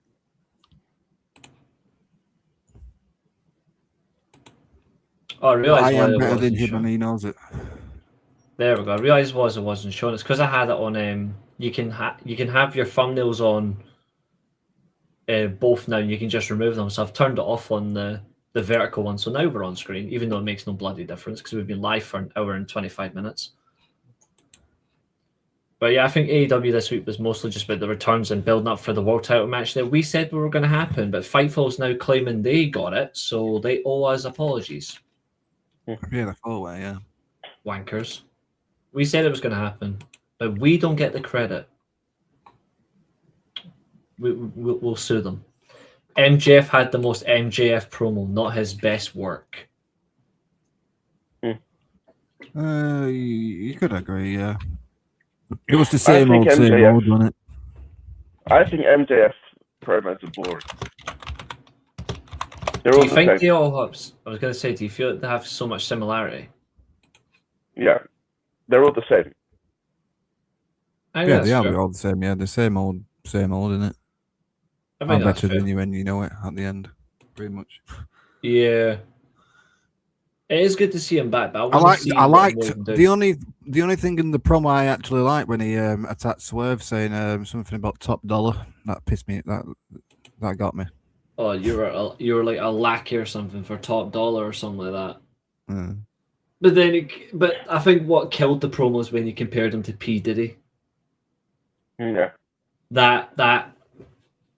Yeah. That's beyond cheap heat. That's just grim. I'm all good, Tina. How are you doing? That shit's grim. Like, see if that happened in WWE as well, I would be like, nah, behave. Like, have some understanding, have a little bit of awareness, and be a bit more discreet. Compare him to somebody else, but that. What did you think about that 6-way for money? I thought the match was good. It wasn't the best match on the show though, but I thought it was good. That Pac match and the Kyle Fletcher match was fucking awesome, wasn't it? Pac winning that as well was the right choice. Yeah, I loved that match. Do you know he was getting booed in Manchester, Pac? Oh, it makes sense. He's from Because Newcastle. he's a Newcastle guy, yeah. And we're welcome. Yeah. You know who was actually chanting? You don't belong here. Mm. I do agree with it because it's actually a really good thing, but it's the manner they do it. That's proper heat. So we'll take it with that. But yeah, SmackDown there was nothing there for SmackDown, so I think we can. I even watched it. Didn't watch it. Don't even Yeah. know what went on. Although there are spoilers for next week as well. Yeah. Feel free to bring some up if you want. Enjoy Tokyo, Arn. Carmelo Hayes is the United States champion. Enjoy Tokyo, mate. I wish I was over there, to be fair. Yeah. Yeah, you heard me. Yeah, what? Sorry, did you say? Carmelo Hayes is the US champion. Vanilla Midget beat Dragunov. Yeah. No wonder the US title means fuck all. Wow. They'll go back to the same open challenges, though, won't they? I'm sick of them, man. I mean, that is pretty much how we won it. I'm assuming an open challenge. Yeah. Apparently, somebody in my Discord said that Cody and Drew is 3 stages of hell, or is that just bullshit? That's people wishing it comes back. I think people want it to come back, but I don't think it's the actual stipulation. What, the one what Shawn Michaels and Triple H had at Armageddon? Yeah. It's not even the best 3 stages of hell. It's not even the best one. Like, if you actually look at it, and I can't believe I'm praising the bastard, but the best 3 stages of hell is Austin versus Triple H. Mm-hmm. Like, the one between Michaels and HBK, the positive about... HBK. Oh, he wrestled himself. I meant Michaels versus Triple H. You can tell that Reece is tired. The problem I have with that match in general, their 3 stages of hell, the problem I have is every match that followed is the exact same match. There's no difference. After you've watched that 3 stages of hell match, that's it. You've watched every Triple H versus Shawn Michaels match. That's why their Hell in a Cell match is so overrated. And so long. How do you guys feel? There's somebody in chat saying, Jester, how do you feel about Cody invading Drew's home? It will not be better than Triple H and Randy I Orton. don't care. I don't care about anything Drew and Cody do. A home invasion hasn't been good since Brian Pillman held a gun to Steve Austin's face. Yeah, that's a good shout, that actually, Reece. Because that's top tier home invasion. Understandable in the moment, Tina. I hope you feel better soon. I really do hope that you feel better soon. There's someone in the chat called Daniel Garcia. I am anxiously waiting to see how Carmelo Hayes became the US champ, which will be shown next week. Yes, it will be shown next week, yeah. Stop dancing. I think we can safely say that he probably wins it by either a distraction and a roll-up or probably just a roll-up. Wouldn't surprise me if his feet are on the ropes. Also, Palace are losing 3-0 to Leeds, which is hilarious. I can't stand Leeds, but they have turned things around ever since they've went back to a 3-5-2. They've really turned shit around, which is really annoying. So what happened today on SmackDown? MFTs versus the Wyatt Six. Like, why are we still going on? I didn't watch it. I didn't watch it, so I don't know. Anyone in the chat? Love how Maxine Dupree has improved. Has she? She can't do an ankle lock for shit, but she's at least trying. Yeah, at least she's trying, like, but it is what it is. Yeah, but we don't watch wrestling to see you try. Mm-hmm.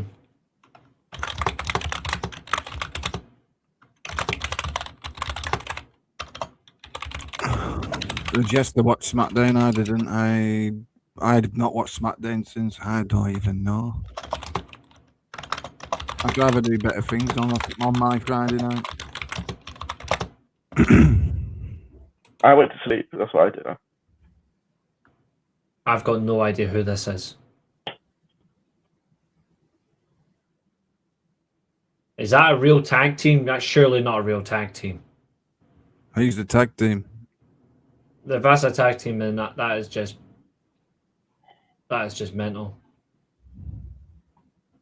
Especially for a name like. I don't even know who that is. Who? I haven't got a clue. I'm not even saying it just because of the words. It's just cringe. But that's because, well, wrestling's filled with it these days. I don't even know who that is, to be fair. I ain't got a clue. Feel free to let us know in the chat, though, please, Daniel Garcia. That weirdo Corey Hayes, who looks like a chubby Chris Griffin with an American football shirt, he says that Trick Williams is now listed as a SmackDown wrestler. Yeah, Trick's getting called up in it. Apparently he's going to go feud against Carmelo Hayes. Oh no, that's definitely going to make people want to watch SmackDown. Yeah, Trick and Carmelo's probably going to be the feud, isn't it? Probably. Oh, fucking no. They'll probably join together. He's so terrible. Yeah, I like it. Yeah. Julia and Alba had a match, sucked. Fair dues. Unfortunately, I'm a Julia fan, and that fucking upsets me. Julia's done. Just seen here as well, Lorraine Cheshire has passed away. Who? She was an actor.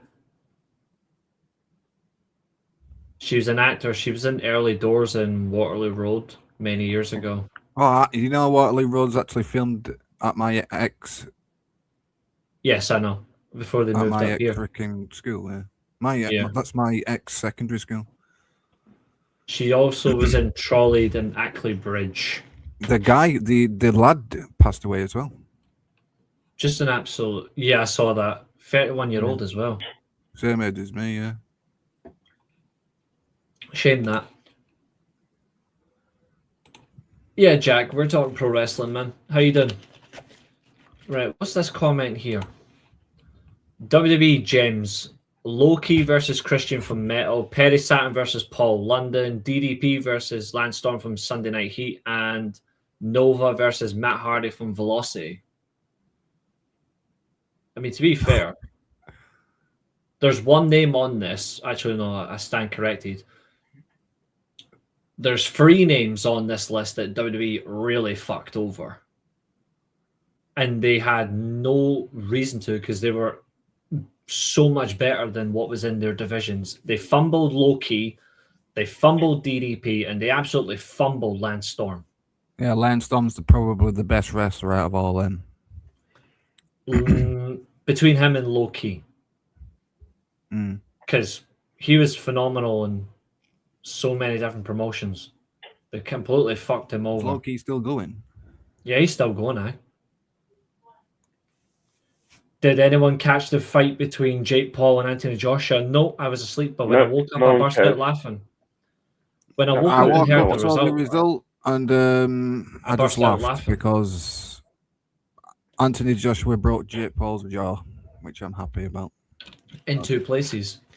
I'm not really an Anthony Joshua fan anyway. So. Oh my god, did you see Karen Carney won Strictly Come Dancing? Yeah, I heard. That's when you know that show's in the mud. That's all right. That's all right. You know, we know it is a hard time, but we got you. Let's see. Jack says, "I'm doing great. Glad to hear it. I'm doing all right. Thank you." The lads will gladly say the same thing.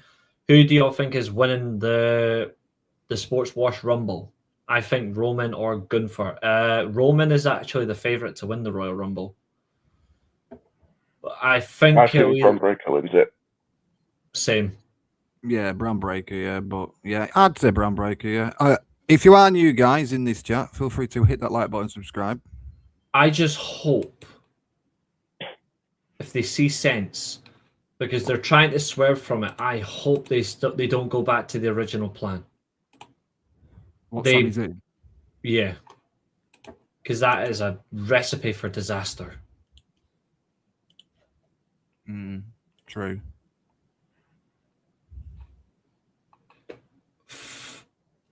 Fight Talk have posted a video. I barely watched Fight Talk, so this is interesting. Fight Talk posted a video about 12 hours ago, right? And the title is called, and again, can we just leave this man? Let him rest in peace. Owen Hart's autopsy just leaked and it changes everything. And the thumbnail is cover up. Can you just let the guy rest in peace, for God's sake?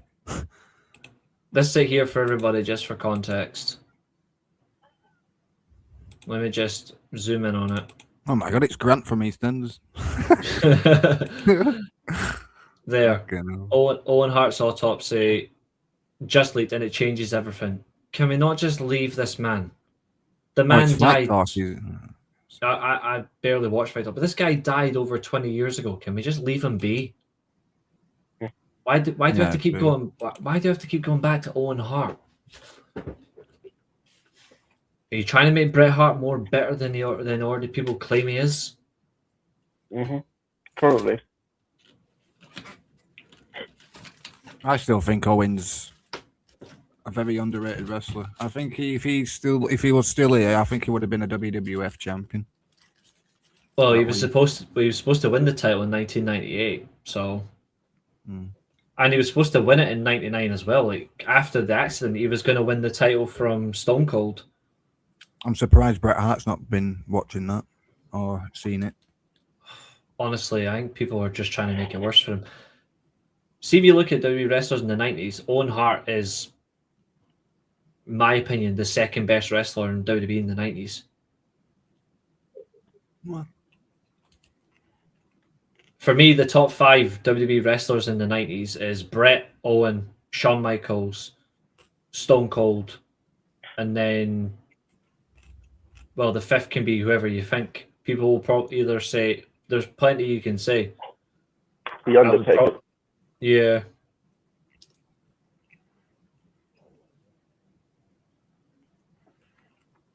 I would. Perfect only had 2 good matches, so I'm not even going to. Dynamite Kid.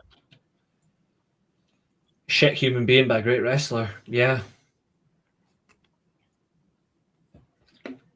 Even like 97 through 99, people are forgetting like just how great Mick Foley was. Like 97 Mankind is one of the absolute fucking best runs you'll see from a wrestler. Like actually 96 and 99, 96 and 97 specifically, I should say. His Cactus Jack debut was awesome. That for me was a special one to think about. Dean Malenko and that. WCW. His best work in WCW, wasn't it? And Malenko, yeah. Yeah. Hands down. Mind you, you're a nobody in WCW apparently until the WWE machine gets behind you. I think Milenko had a good run in ECW, mate. Oh yeah, absolutely. If it wasn't for ECW, there'd be no such thing as the cruiserweights. Well, I Like, was a people are gonna. WCW guy when I was a kid. I know. Oh yeah, I mean, I love WCW until summer '99, but that's about it.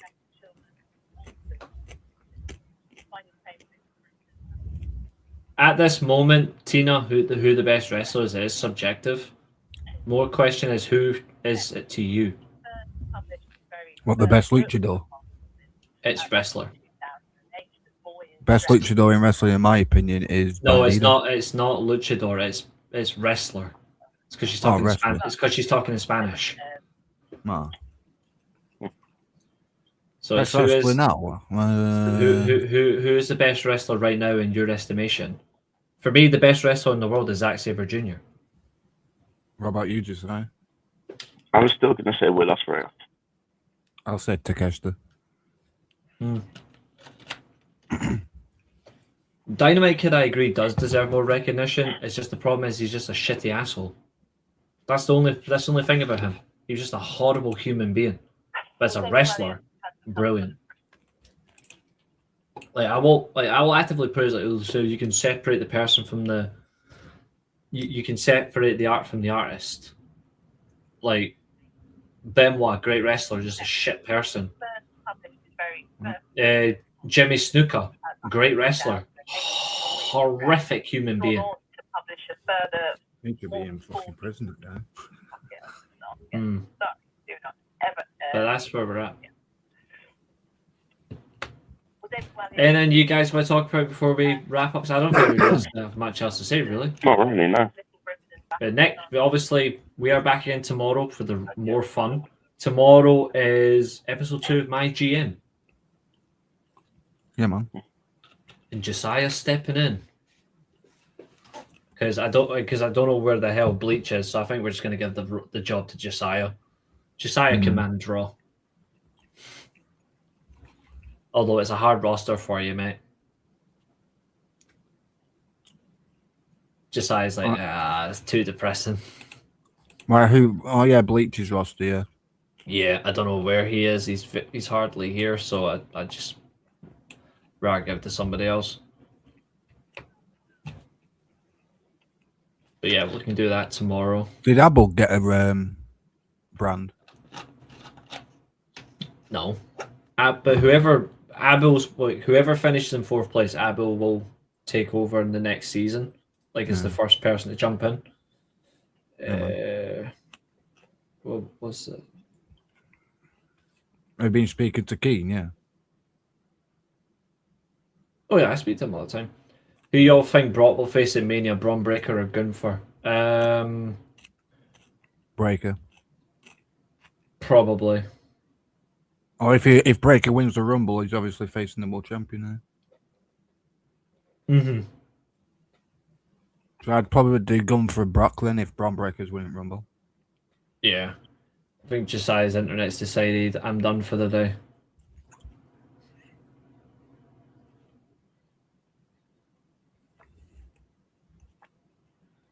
But that'll be a decent match. Man, what's that?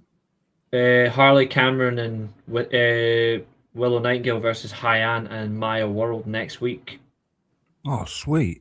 on Thursday. I am from Rev Yeah. Bell. Yeah. Oh, sweet, man. Yeah, man. And also next Thursday, it's Takeshita versus Mascara Dorada.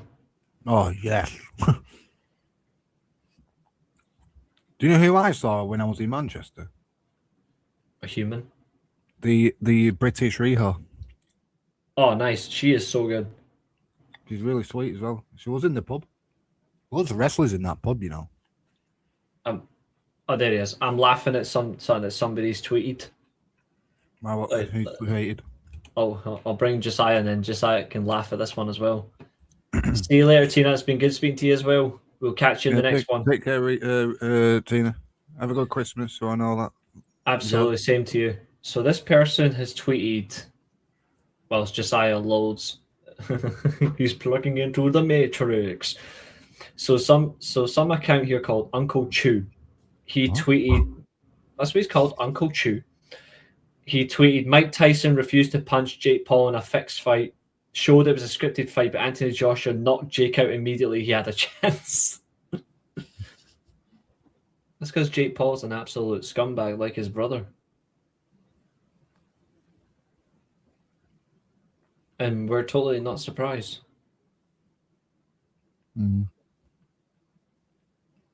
Alright, so it was the Hardy Boys versus Samoan Dynasty last night at House of Glory, and obviously Lance Anoa'i attacked Zilla afterwards, which led to them retaining their titles. Weird. Someone's tweeted a video about House of Glory for one reason. The guy who used to be there, he's a dick. Yeah. So somebody put up this tweet about video reaction of Julia versus Alba Fire, and it's, I don't even know what they can do to save her. The fucking dead crowd. ... Save SmackDown. Julia really is finished when it comes to WWE. Like, they don't. You know what really needs to happen with Julia? Let her go. Let her go. Go to AW. Pair her with Tekla. I don't necessarily think it's about pairing her with anybody. It's just changing things up. Oh wow! She needs to go back to NXT. She needs. Yeah, there's an even bigger upset than Mercedes Moné losing to Alex Windsor. Kevin Knight. What? Kevin Knight beat Takeshita tonight. Sorry, Okada. Wow. Nice. Yeah, I've seen that live. I didn't want to spoil it. The fact that Kevin Knight beat Okada, that's Okada's third singles loss in an AEW ring. And only the I third actually don't man mind that. You know why? Because it's a young guy. Uh-huh. It was a roll through victory. I rate Kevin Knight. So good. I rate Kevin Knight. I think he's awesome. Man. Oh, he's awesome. AEW did announce women's tag team title match with Mercedes and Athena versus Babes of Wrath for World's End. That is true. Yeah, true, yeah. Maybe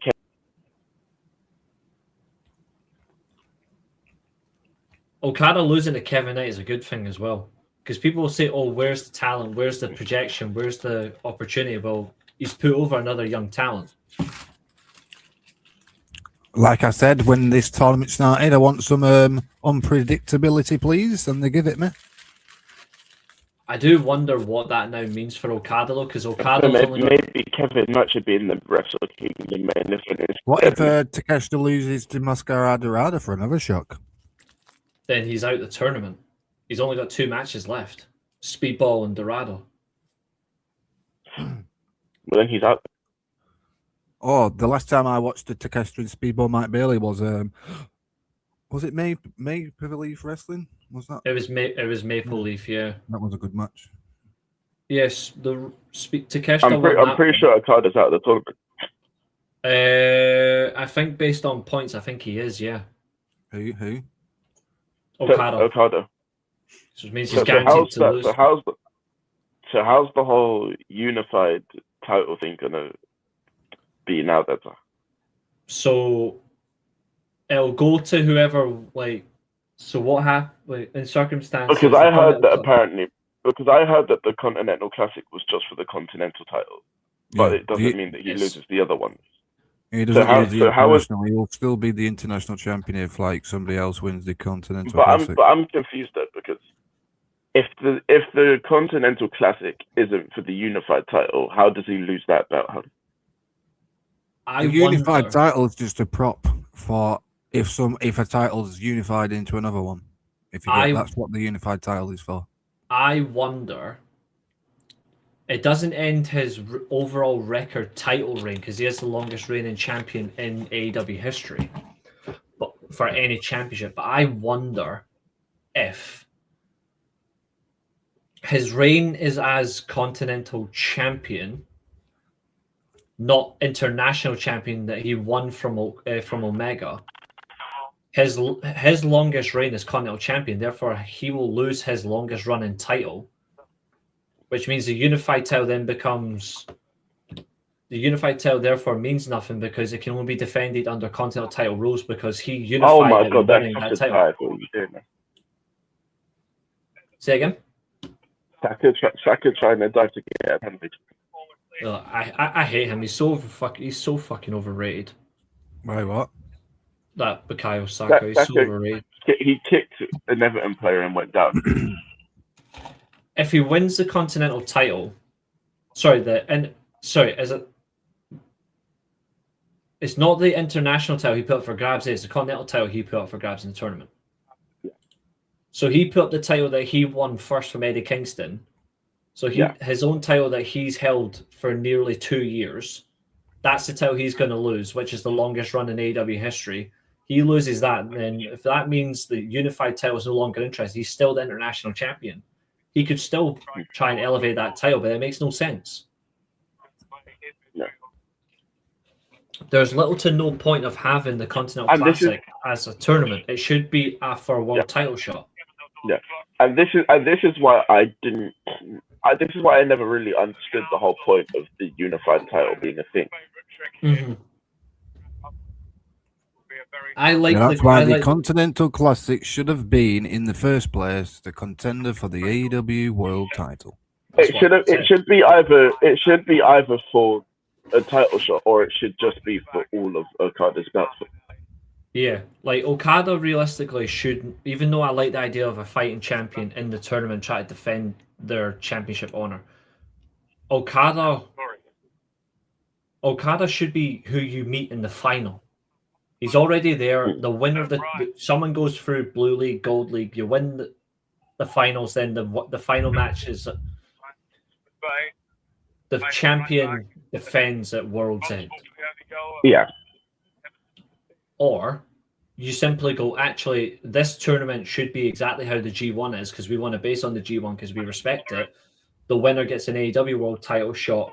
That's what I said. Yeah. At Revolution. Number one contender, you win it at World's End, you win the tournament at World's End, and you're number one contender for Revolution. You get a 3-month build to Revolution. Mm. Yeah. I like the idea of the Continental Classic, but I know what I would do differently, and I think we all have the same way.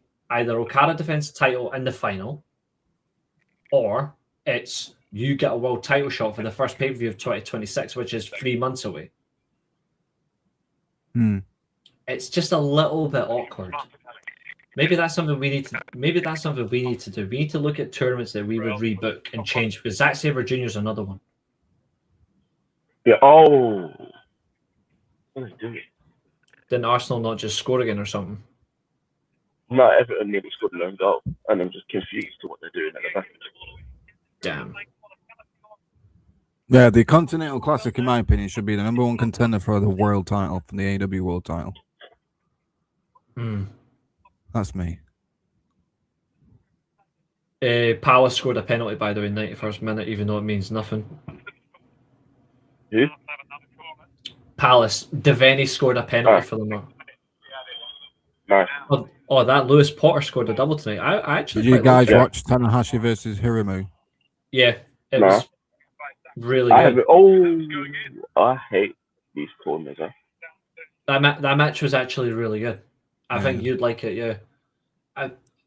In terms of match quality, I think the match that I'm looking forward to most is Tana versus Despi. But that's going to be a good. I like Despi, me. Yeah. But the Takahashi match was really good. I definitely recommend watching it, yeah.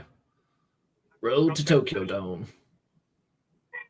It just sucks we're getting no world title match in between that period. I would have liked at least one title defense for Takeshita, but sigh. Same with the Noah champ. The pitfalls of being triple contact with Takeshita. There's not much he can do. Yeah. That's the only difficult thing for him. His end of year is actually really soft. Do you want some unfortunate news about CMLL? Go on. Unfortunately, Wheeler Yuta and Daniel Garcia are the number one contenders for the tag titles. Oh yeah, they got that in the last show, didn't they? Yeah. Yeah. If they win those tag titles, then Christ Almighty, CML, I'll lose all respect for you. And the champions was in the top. They probably will. They probably will win it as well because Claudio is the world champion. Yeah, Claudio wrestled last night. Masquerade, Sobrano Jr. versus Mystical for the light heavyweight title on the 6th of January. That'll be good. I hope Sobrano wins that, to be honest. Yeah. But tell you And one then thing that Masquerade, I think he's facing someone in CMLL. Kevin Knight, I think it is. I actually think the best part about Claudio winning the CMLL World Championship, though, is the fact that Ultimo Guerrero's been champion for 3 years, and he got his ass booed out the building during that entire match because everyone wanted Claudio to win. Yeah. They're like, because they're sick and tired of those long tirades. They're like, no, stuff this. Like the king are getting booed, and everyone wanting Dog to win. Yeah. Atlantis Jr. won the all 3 of the historic titles. It's just called the World Historic title now. He did, and it was the right choice. Yeah. About fucking time they unified those 3 things. Mm-hmm. We are also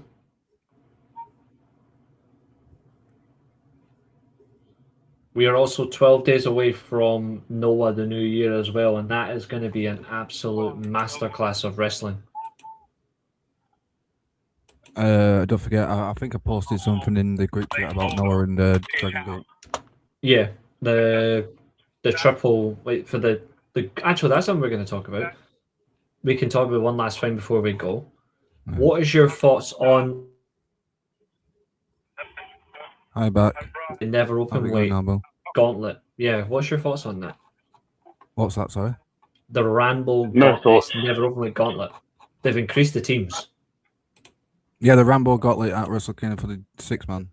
Yeah, I personally couldn't care less. So about I watched New Japan today. I think they announced Kojima, Taichi, and Ishii in it. Is it Ishii? yeah, Ishii's As in a it. team, yeah. Goto's in it as well.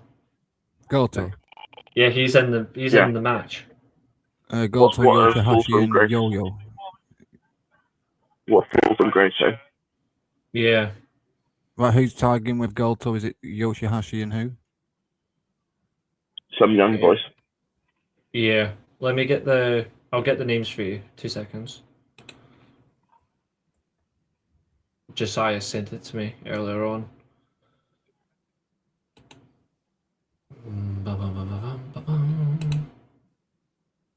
Yeah, that's it there. So it's the teams for this never 6-man gauntlet at Wrestle Kingdom. So it's Toru Yano, Master Wato, and Yo. Yeah, they're champs. Yep. Hiroki Goto, Yoshihashi, and Bolton Oleg.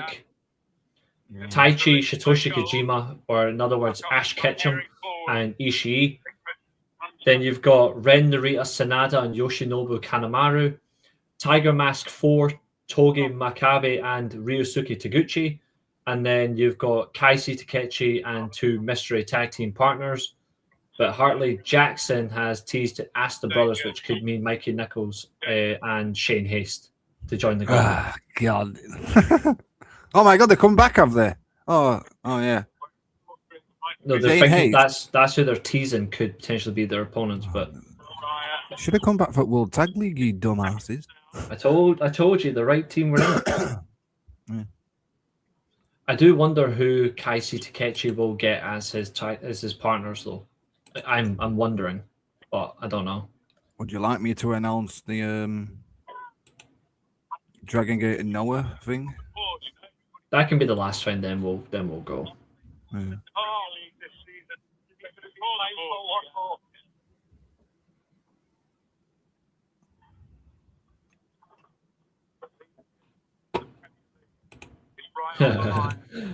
Carl Urban.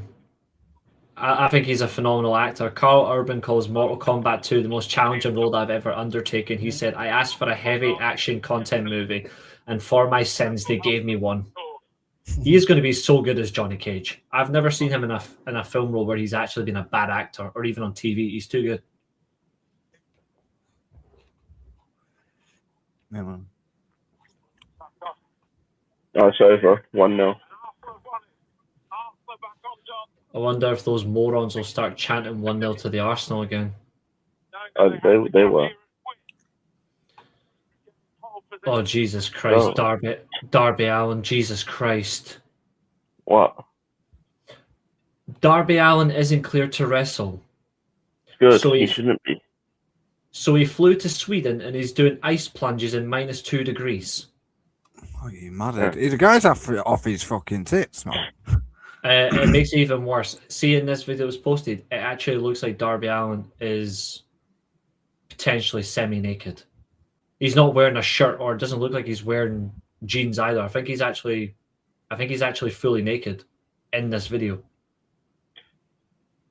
This guy's mental. He's mental in the ring. He's mental outside the ring. The guy needs to calm down, bro. Same, I love Abel. the dude, but Christ, mate. Same, Abel. I can't wait for the boys' season finale as well. It's good. Well, the final season, so good. But yeah, that is exactly what he's posted. He's posted a video of him doing that. What Off. No, that's what Darby Allin posted. Oh, here's one. This is good. Vintage Puroresu as an account put up Koji Kanemoto versus Masaki Mochizuki from their Dragon Gate match from 2007. Oh, that's a fucking banger, bro. I've just reposted it. A fucking seriously good stuff. Like Mochizuki's in that Triangle Gate tournament. mm-hmm. Some Noah guys as well. Yeah, Pretty decent. I think it'll be good. So yeah, Shun, Skywalker, Hanari, and Valletta give up the Triangle Gate titles because Shun's focusing on the main title with obviously that mask guy, but we already know who it's going to be. Strong Machine J. Yeah, Hanari is going to go for the Brave Gate, and Valletta's just probably going to go back to Austria because his visa's probably up or something. I don't know. Mm-hmm. So the 60 is a 16-man tournament. Yes, it's a long one. So it's BBK, BB Hulk, and Ben K, and Gakatora, Paradox. But they're not called Paradox anymore because they lost the units expansion match. We've got Big Boss Shumizu, KZY, Strong Machine J, Natural Vibes, Dragon Dyer, Tanaka, and Yoshioka D Courage. Another member of X Paradox, Dragon Kid, Narukido Yamato. Team Mexico, Flamita, Luis Mante, Bendito. Gold Class, Yo, Jackie, Funky Kamei, and Rita. Z-Brats, Ishin, Jason Lee, and Kai. Mochizuki Dojo, the guy who you just said, Mochizuki Jr. and Suzumu. Team Noah, Suji Kondo, Daiga, and Ita. It's alright, actually. I'm looking forward to those two specifically. Daiga and Ita are really good. Team Rebellion, Hannah Handlaw, and then them two youngsters who was in the junior GHC Junior Heavyweight Tournament. Mm-hmm. Nice. Team Mexico, Alpha Wolf, Dragon Bane, and Galano. Okay, now I'm intrigued. And then Team Noah, Kotage, Harara, and that HI69. Nice. Amaska, Ninja Mac, and Inaba. Ninja Mac is so much fun. Strong Hearts, Shima, El Lindemann, T-Hawk. Passionate Rattels, Hayata, and Yohei, and X. Someone, I don't know who that will be. Team 2000X, Tadasuke, and that youngster who just joined. They're winning it. And an X person, don't know who that one might be. They're definitely winning it. And then there's the guy from Gleek. There's a team from Gleek called Black Generation International. Tamura, Ishida, and Sakimoto, which is these 16 people. Will happen on the 8th of January. Starts on the 8th of January. Yeah, I'm looking forward to it. We'll promote it when it comes around as well. I think he'll be a decent team. Gonna do one last thing. Gonna bring up one last thing before we wrap up. So this is the Christmas shows for Dynamite and Collision, which are on next week. I'm just going to quickly bring these up before we go. That's the card for next week. So you've got Orange Pulp versus Takeshita in the Classic, Dorada versus Strong, and Pac versus Jack Perry. Yep. You've got Bandito versus Ricochet in the finals of the Diamond Ring. I still don't understand how that whole Dynamite Diamond Ring thing can happen without MJF. I think think Ricochet will win it, and I think he's going to be pretty decent with that ring, you know. Yeah, it's still MJF should still have to defend it, but I think he just doesn't care. You've got Mina Shirakawa versus Marina Is Shafir. that match going to build up to Tony Storm versus Marina Shafir? No, it's going to build up to Tony Storm turning on Mina, which I've been saying for MGF months. finally in action. Yeah, he's in action. Yeah, then you've got a Against face some to random face. jobber, probably. Yeah, absolutely. Pac versus Perry will be fire. Absolutely. We've got Statlander and Jamie Hayter confrontation before their title match. Then for the Collision show on the Thursday, which starts at night. Takeshita Masquerada Dorada is going to be absolutely mental. Yep, Orange Cassidy versus John Moxley. I don't give a shit because it's Orange Pulp. Claudio They picked the versus worst time to do that, by the way. Claudio versus Roderick Strong is going to be a good one. Yep, Because everyone's gonna be watching the NFL for Christmas rather than watching Collision. This show's on 9 p.m. on the Thursday. The Collision, the Dynamite's on. Sorry, 9 p.m. for Collision on the Thursday. Dynamite's on at 6 p.m. their time on the Wednesday. Speedball versus is the Christmas Day edition, I'm guessing. Christmas. It's the Christmas shows, yeah. Okada in his second to last match in the Classic faces Speedball. Pac versus Kevin Knight. Nice. Perry versus Fletcher, and then obviously it's the Babes of Wrath versus Hyan and Maya World tag match. I can't wait for seeing Hyan. Not seen her in quite a while. And that's it, Hammerstein Ballroom. Oh yeah, nice. For next week. So, gentlemen, closing comments before we wrap up this evening? Nothing for me, really. Just looking forward to next week, I guess. Absolutely. And I just want to thank my guests for tonight. Obviously, it's a Just For You Guys show. We thank you all for being with us. We'll be back for the My GM tomorrow, and then obviously next week it's Josiah's redemption of his own because he wants his Predictions Championship back. Will he get it back at World's End? We will find out. But then again, Temple has to defend it as well. Yeah, you are, but you have to win it. You can't draw. You have to outright win the show. So with that, we thank you. We must love you and leave you, but we'll see you on the next one. Goodbye.